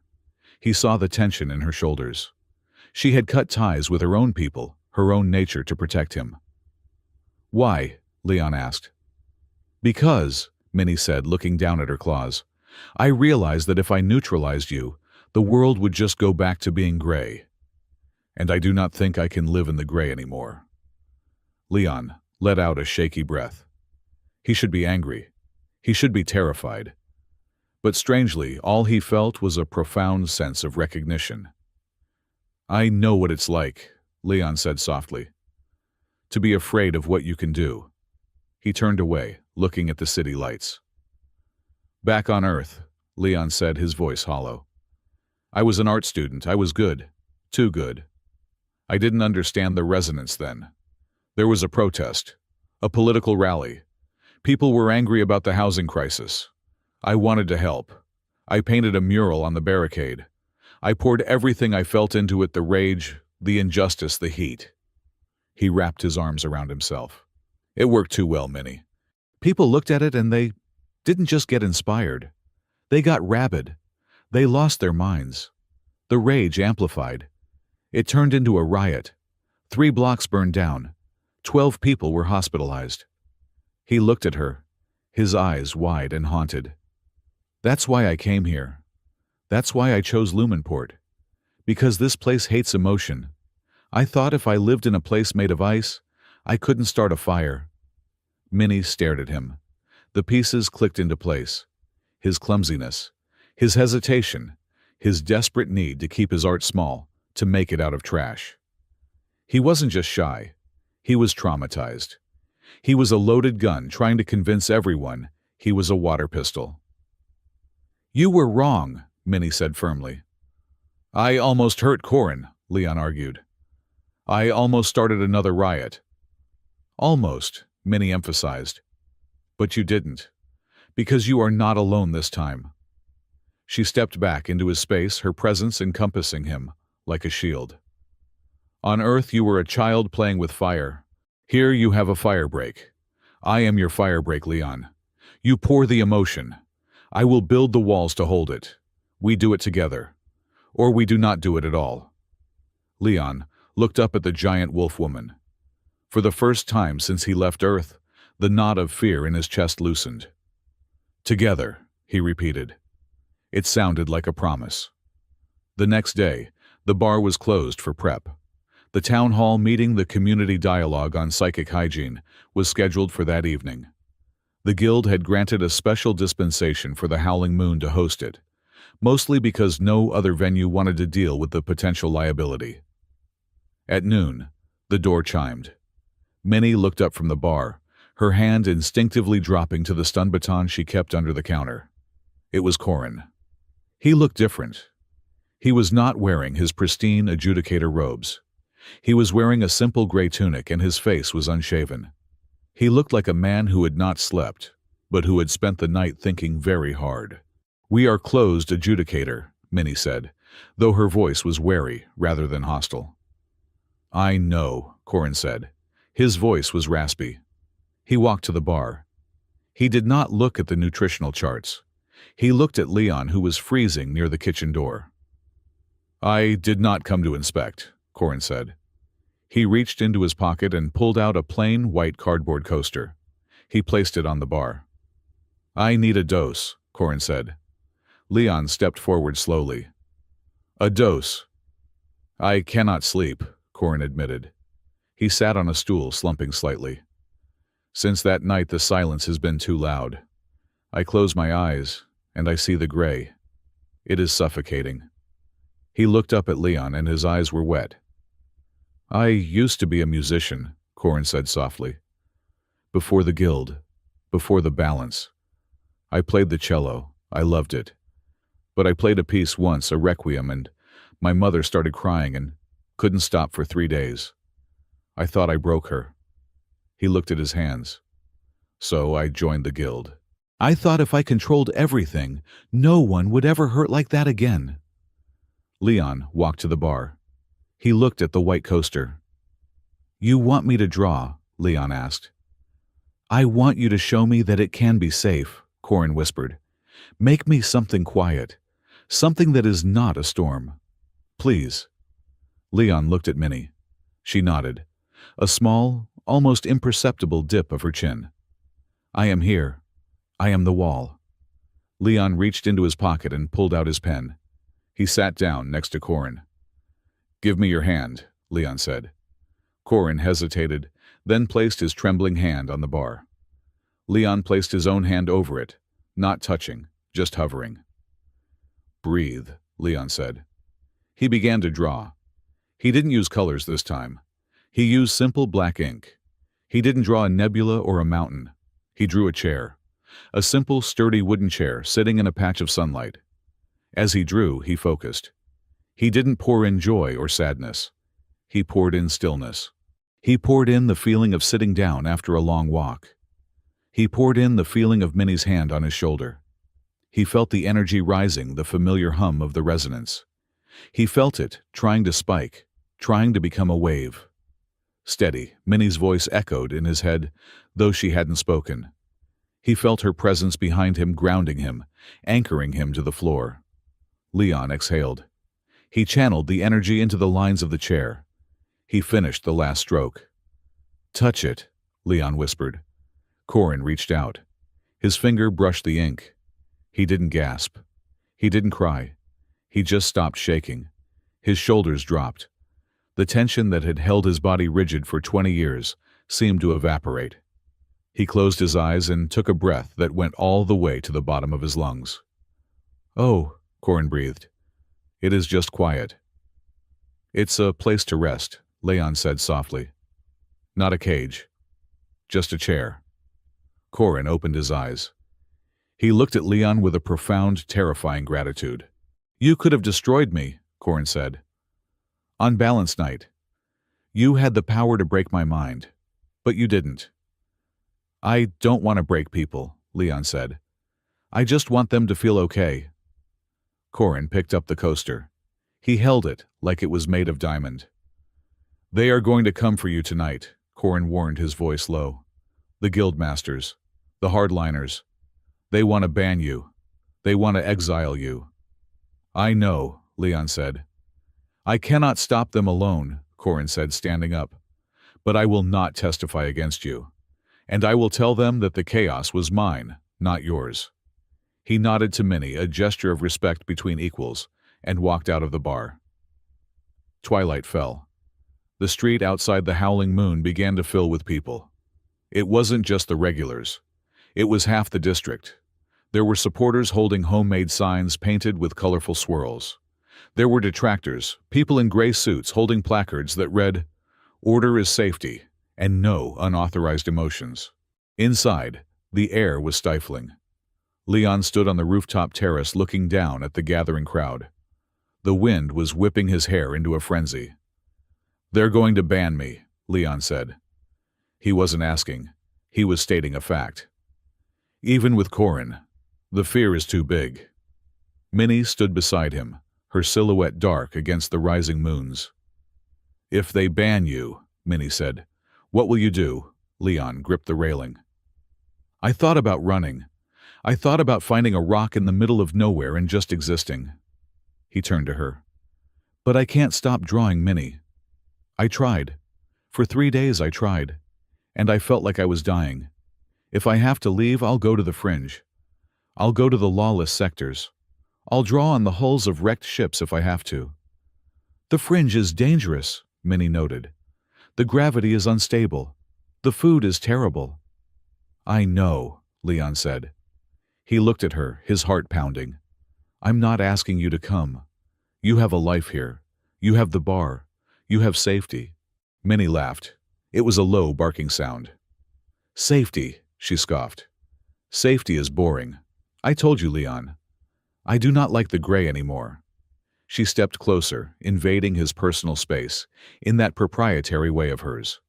She reached out and fixed the collar of his coat, her claws brushing the skin of his neck. "If you go to the fringe," Minnie said casually, "you will need a bodyguard. Someone to keep the scavengers away, while you are busy staring at dust motes." "You'd leave," Leon asked, breathless. "You'd leave the Howling Moon for me." "I would leave the Howling Moon for a change of scenery," Minnie lied, but her eyes were soft. "I would leave with you because I find it very annoying to train new bartenders. And because," she paused. The sarcasm dropped away. "Because if you are the weaver," Minnie whispered, "then I am the thread. You cannot make the tapestry without me." Leon reached out and took her hand. It was huge, covered in fur, and dangerous. It was the most beautiful thing he had ever held. "Okay," Leon said. "Together." "Together," Minnie confirmed. "Hey, lovebirds!" a voice shouted from the stairwell. It was Korg. "The guildmasters are here and they brought the High Council drones. Get down here before they start scanning the beer." Minnie sighed, the moment broken, but the connection remained. Time to face the pack. They walked down the stairs, side by side. The main room of the Howling Moon had been transformed into a tribunal. A long table had been set up at the front, occupied by 3 severe-looking guildmasters and several hovering surveillance drones. The rest of the room was packed. Zill was there. Korg was there. The plant girl was there. Corin sat to the side, looking pale but determined. Leon walked behind the bar, standing next to Minnie. He didn't have a weapon. He didn't have a pen. He just had his hands resting on the wood of the counter. "This session is in order," the head guildmaster announced. She was a woman with skin like parchment and eyes like calculators. "We are here to determine the fate of the entity known as Leon and the disposition of the Class 4 hazardous materials he produces." "It's not hazardous material," a voice shouted from the back. It was the woman with the grease-stained hands. "It's healing." "Order," the guildmaster banged a gavel. "We will hear testimony." The debate began. It was heated. The Balance faction argued that Leon was a walking instability, a relic of a chaotic past that humanity had evolved beyond. The supporters argued that a life without feeling was just a slow death. Corin stood up and spoke. He spoke of his own fear and how the art had grounded him. It moved some people, but the guildmasters looked unimpressed. They looked at their data slates, at the risk projections. "The data is conclusive," the headmaster said, finally cutting off a speech by Zill. "While the intent may be benign, the potential for catastrophe is statistically significant. We cannot allow an unregulated weaver to operate within the city limits. The risk of a resonance cascade is too high." She looked at Leon. "Leon of Earth, you are hereby ordered to cease all creative production immediately. Failure to comply will result in exile to the penal colonies." Leon took a breath. He looked at Minnie. She nodded. He opened his mouth to speak. To tell them that he would leave, that he would take his art where they couldn't control it. But before he could say a word, the front door of the bar slammed open. It wasn't the wind. A figure stood in the doorway. It was an elderly human woman. She was small, hunched over a cane, dressed in travel-worn clothes that smelled of engine grease and old paint. Her hair was white wild and tied back with a piece of colorful wire. The room fell silent. Even the guildmasters looked up confused. Leon froze. He knew that silhouette. He knew the smell of turpentine and peppermint that suddenly drifted through the room. The old woman walked forward, the crowd parting for her instinctively. She walked right up to the tribunal table, leaned her cane against it, and looked the head guild master in the eye. "You're making a mistake, Martha," the old woman croaked. Her voice was like sandpaper, rough and scraping. "Who are you?" the guild master demanded. "This is a closed hearing." "I'm the one who sent him here," the old woman said. She turned slowly, her eyes scanning the room until they landed on Leon. Leon felt the blood drain from his face. "Professor Alara," Leon whispered. It was his art teacher, the one from Earth, the one who had bundled him onto the transport ship after the riot, telling him to run to find a safe place. Alara smiled. It wasn't a sweet smile. It was a sharp, calculating smile that reminded Leon terrifyingly of the way a general looks at a map. "Hello, Leon," Alara said. She reached into her pocket and pulled out a data slate. It bore the seal of the Intergalactic Council, a level of authority far above the Lumenport guilds. "I think," Alara said, her voice ringing out in the silent bar, "it's time we told them the truth about why you're really here, and why the Balance Guild has been receiving funding from my organization for the last 6 months to keep an eye on you." Leon stared at her. He stared at Corin, who looked confused. He stared at Minnie. Minnie's ears were flat against her head. She was growling a low, subsonic rumble. "She is lying," Minnie whispered to Leon. "She smells like a trap." "Trap?" Leon asked, his voice trembling. "She doesn't smell like a teacher," Minnie hissed. "She smells like a handler." Alara tapped the data slate on the table. "He isn't a hazard, Martha," Alara said to the guildmaster. "He's a prototype, and you don't exile a prototype just because it starts working." The room erupted into whispers. Leon stood paralyzed behind the bar, the warmth of Minnie's hand the only thing keeping him upright. He had thought he was a runaway. He had thought he was a mistake. But as he looked at Alara's cold, triumphant eyes, he realized the terrifying truth. He hadn't escaped. He had been deployed. The revelation hung in the air like smoke after an explosion, acrid and choking. Professor Alara stood before the tribunal, her posture rigid, her eyes bright with the cold, intellectual fervor that Leon remembered from the lecture halls on Earth. But back then, those eyes had looked at him with encouragement. Now they looked at him like a biologist looking at a successful petri dish. "A prototype," Leon repeated. The word tasted like ash in his mouth. He gripped the edge of the bar, his knuckles turning white. "I'm a person, Alara, not a piece of hardware." "You are a weaving-class psi-active entity," Alara corrected him, her tone clinical. She gestured to the stunned guildmasters. "The Intergalactic Council has been looking for a way to bridge the emotional isolationism of the trade sectors. We needed to know if a weaver could function in a high-stress, low-empathy environment like Lumenport without causing a psychotic break in the population. You were the perfect candidate, talented, empathetic, and desperate enough to run where we pointed you." She smiled, and it was meant to be comforting, but it was terrifying. "And you succeeded, Leon. You didn't just survive. You created a resonance network. The data we have harvested from the surveillance feeds in this bar is revolutionary." Leon felt the room spinning. The crate of coasters in the back, the late nights mixing drinks the moment he thought he had found a sanctuary. It was all a test chamber. He wasn't a runaway finding a home. He was a lab rat finding the cheese.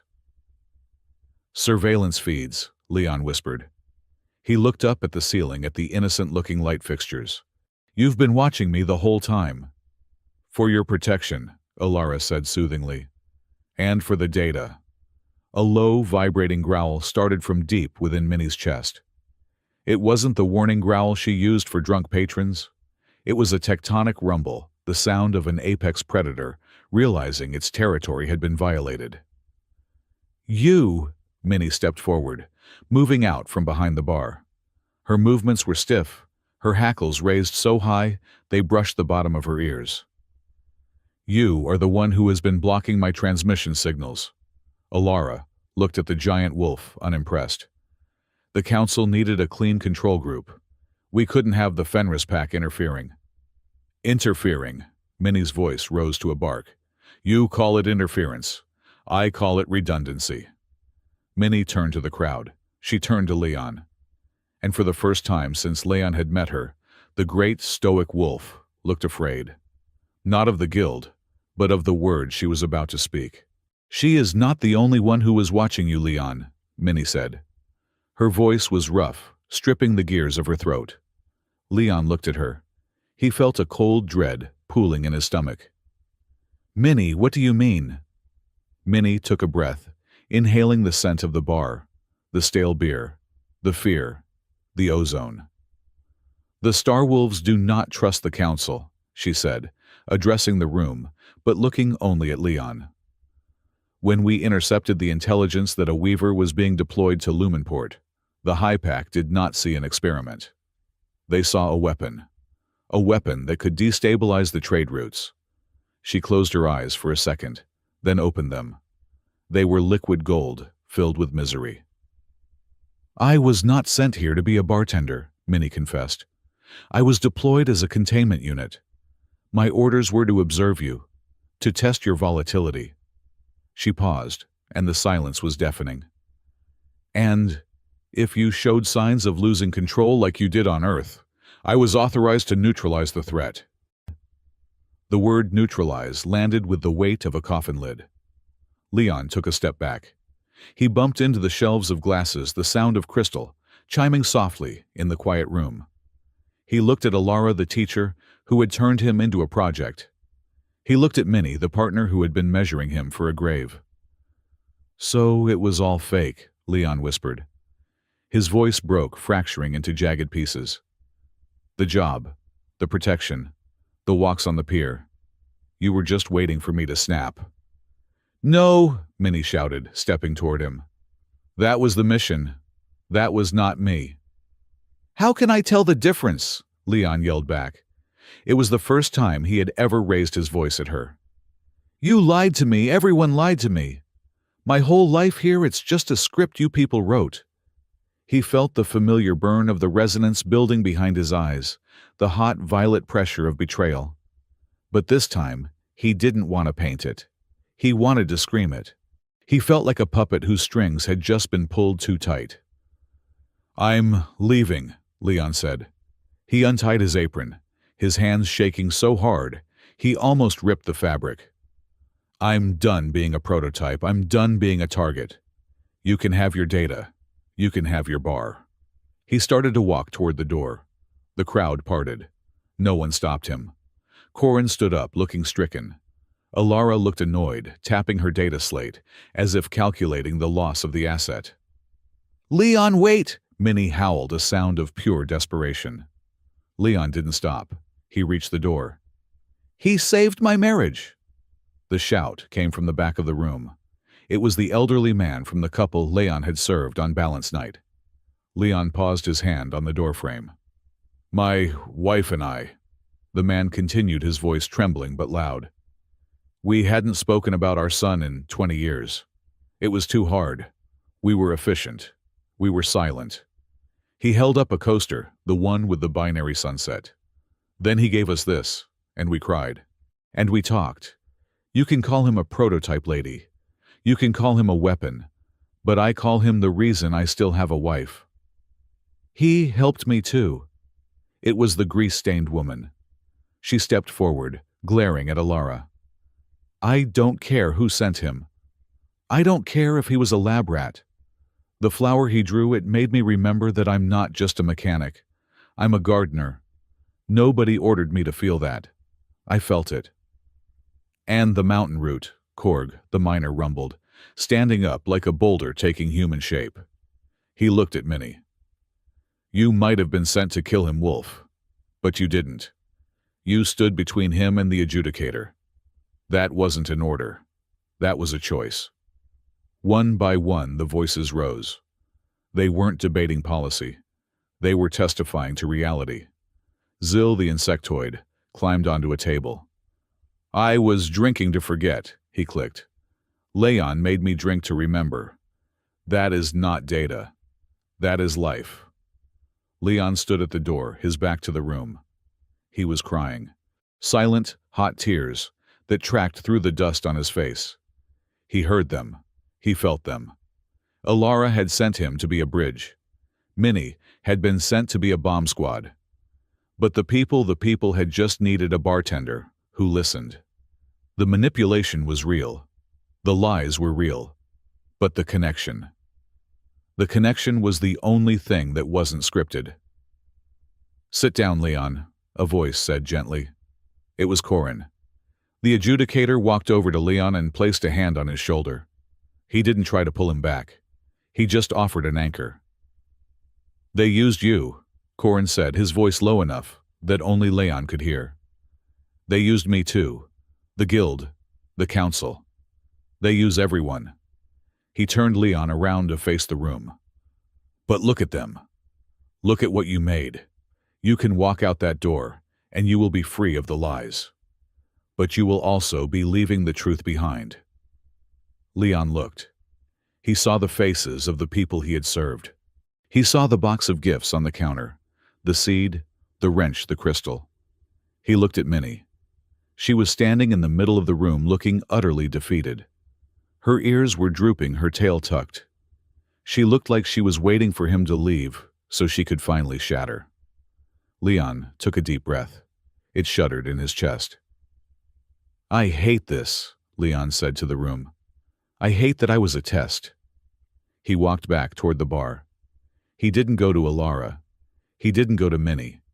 He went to his spot behind the counter. He picked up his drying towel. "But," Leon said, looking at Alara, "the test is over. I'm not working for the council anymore." He looked at Minnie. "And I'm not a target anymore." He slammed the towel onto the wood. "I'm the bartender," Leon stated. "And this is my bar." The room erupted. It wasn't polite applause. It was cheering. It was stomping. It was a chaotic, messy, inefficient roar of approval. Corin walked to the front of the room, raising his hands. It took a full minute for the noise to die down. He looked at the guildmasters, then at Professor Alara. "We have heard the testimony," Corin said, his voice possessing a new, quiet authority. "And we have seen the evidence. The question is not whether Leon is a weaver. The question is how we integrate that reality into Lumenport." He picked up the white coaster Leon had drawn for him, the simple chair. "We cannot ban emotion," Corin said. "We tried. It made us brittle. But we cannot have chaos either. The Fire Dancer Festival failed because it had no boundaries." He turned to the head guildmaster. "I propose a new classification," Corin said. "Not a balanced venue. A designated residence zone. We label the Howling Moon. We put a warning on the door. Entry may cause emotional vulnerability. Proceed with open heart." He looked at Leon. "Leon will agree to limits. No broadcasting to the street. No non-consensual projection. And," Corin paused, looking at Minnie, "he will require a permanent safety officer. Someone trained to detect psychic spikes.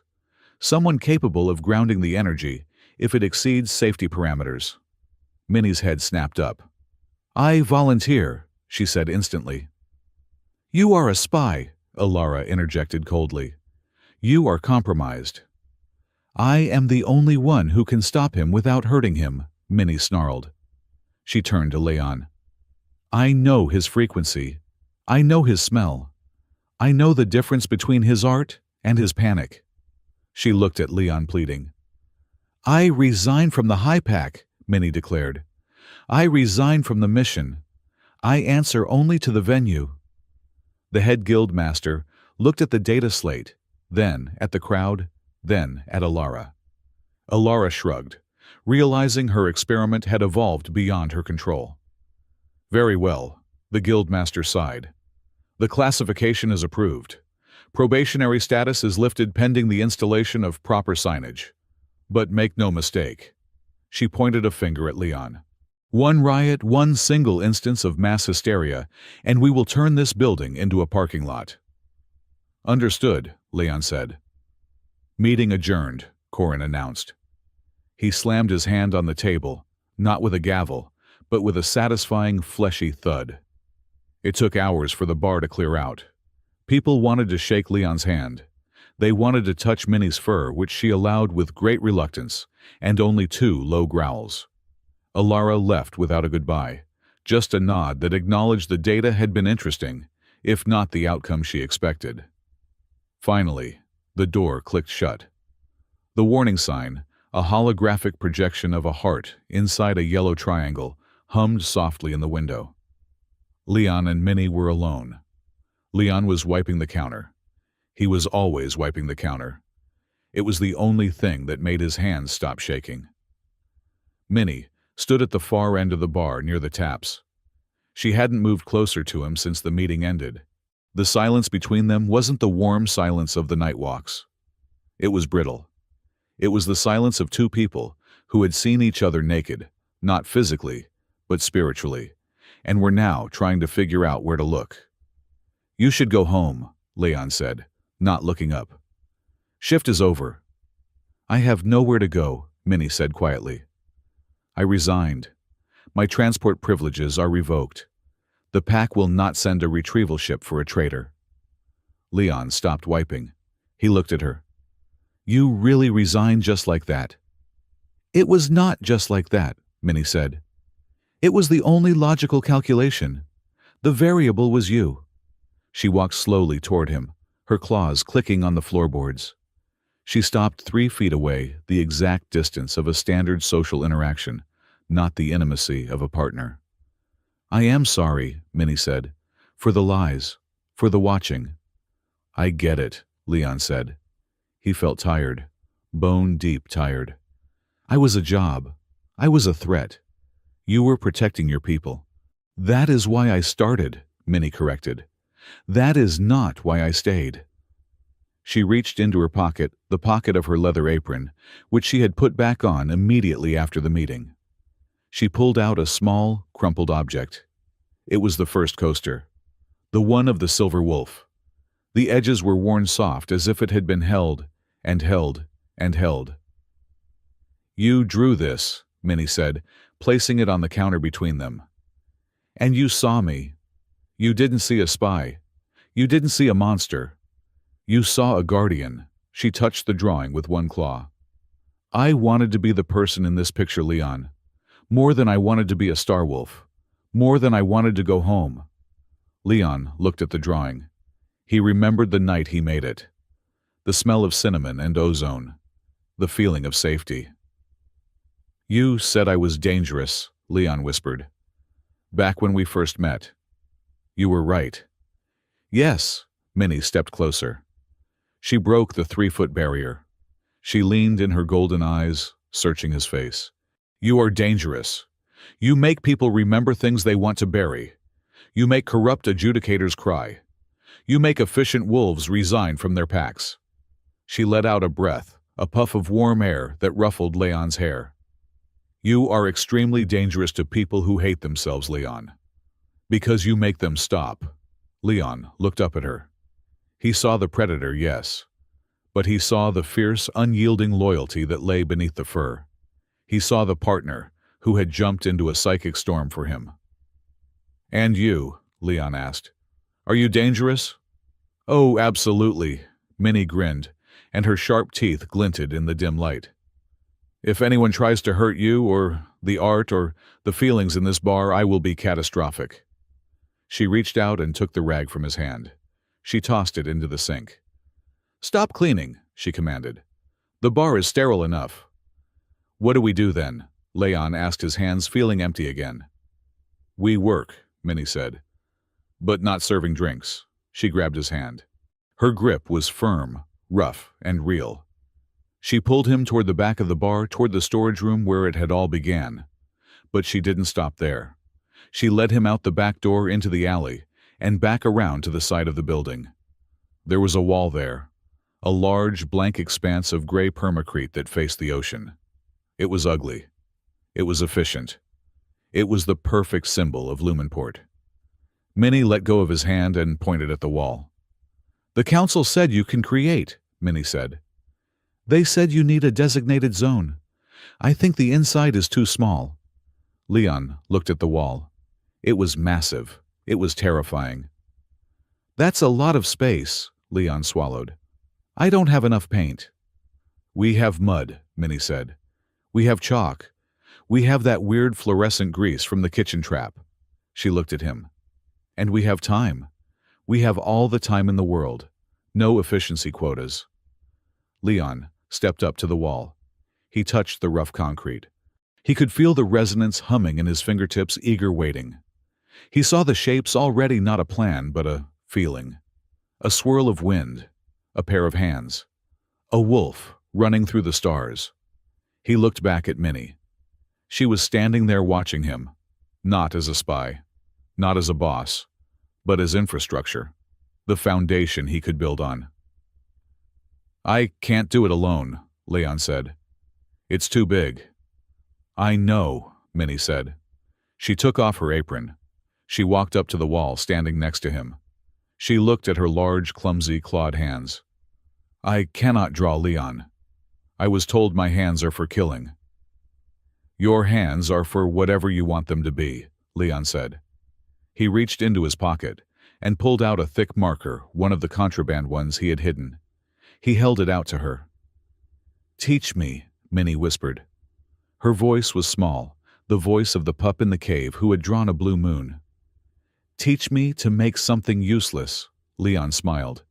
It wasn't a nervous smile. It was a bright, dazzling smile that lit up the alley, better than any neon sign. "It's easy," Leon said. He took her hand and placed the marker in her grip. He guided her hand to the wall. "You just close your eyes. You feel what hurts. And then you let it out." "Like this?" Minnie asked, making a hesitant, jagged line. "Perfect," Leon said. "Now add a circle." They stood there in the dark, the human and the wolf illuminated only by the distant glow of the moons and the faint phosphorescence of the sea. They drew. They drew crooked lines and wobbly circles. They drew laughter and fear and the smell of rain. They drew a mess. And as the night deepened, the wall ceased to be a wall. It became a door that didn't lead to another room or another world, but to each other. The image on the wall grew a chaotic, sprawling mural of overlapping lines. In the center, crudely drawn but unmistakable, were two figures. One small and messy, one large and fierce. They weren't standing back to back fighting the world. They were standing side by side, holding up the sky. It was inefficient. It generated no revenue. It served no function. It was the most important thing in the city. Minnie stepped back, wiping a smear of blue chalk from her nose. She looked at their masterpiece. "It is crooked," she critiqued. "The perspective is flawed." "It's beautiful," Leon said, bumping his shoulder against hers. Minnie looked down at him. She wrapped an arm around his shoulders, pulling him into the warmth of her side. "Yes," the alien wolf bartender agreed, looking at the useless, wonderful art. "It is." The wind from the bay picked up, carrying the scent of salt and change. High above, the maglev trains hissed through the night, carrying people who were asleep. But down here in the alley behind the Howling Moon, two people were awake. And for the first time in 100 years, they had nothing to hide. The end.